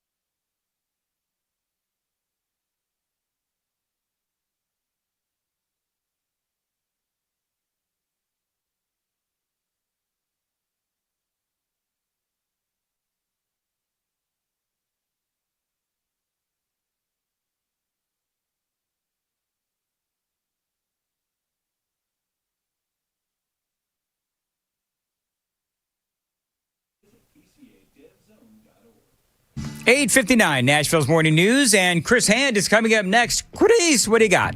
Well, we're going to be talking about the changing of the guard in Minnesota. Tom Homan and Greg Bavino. We'll bring you all the latest on that. We'll also talk about the reaction that's coming out of Minnesota after that news, and we'll dive in a little bit to Ilhan Omar. How much money is this winery she's associated making? And how much was it making just a year ago? Benny Johnson reported on this. It's an explosive story, and we'll bring it for you. All right, we'll see you tomorrow. Nashville's Morning News on Super Talk 99.7 WTN.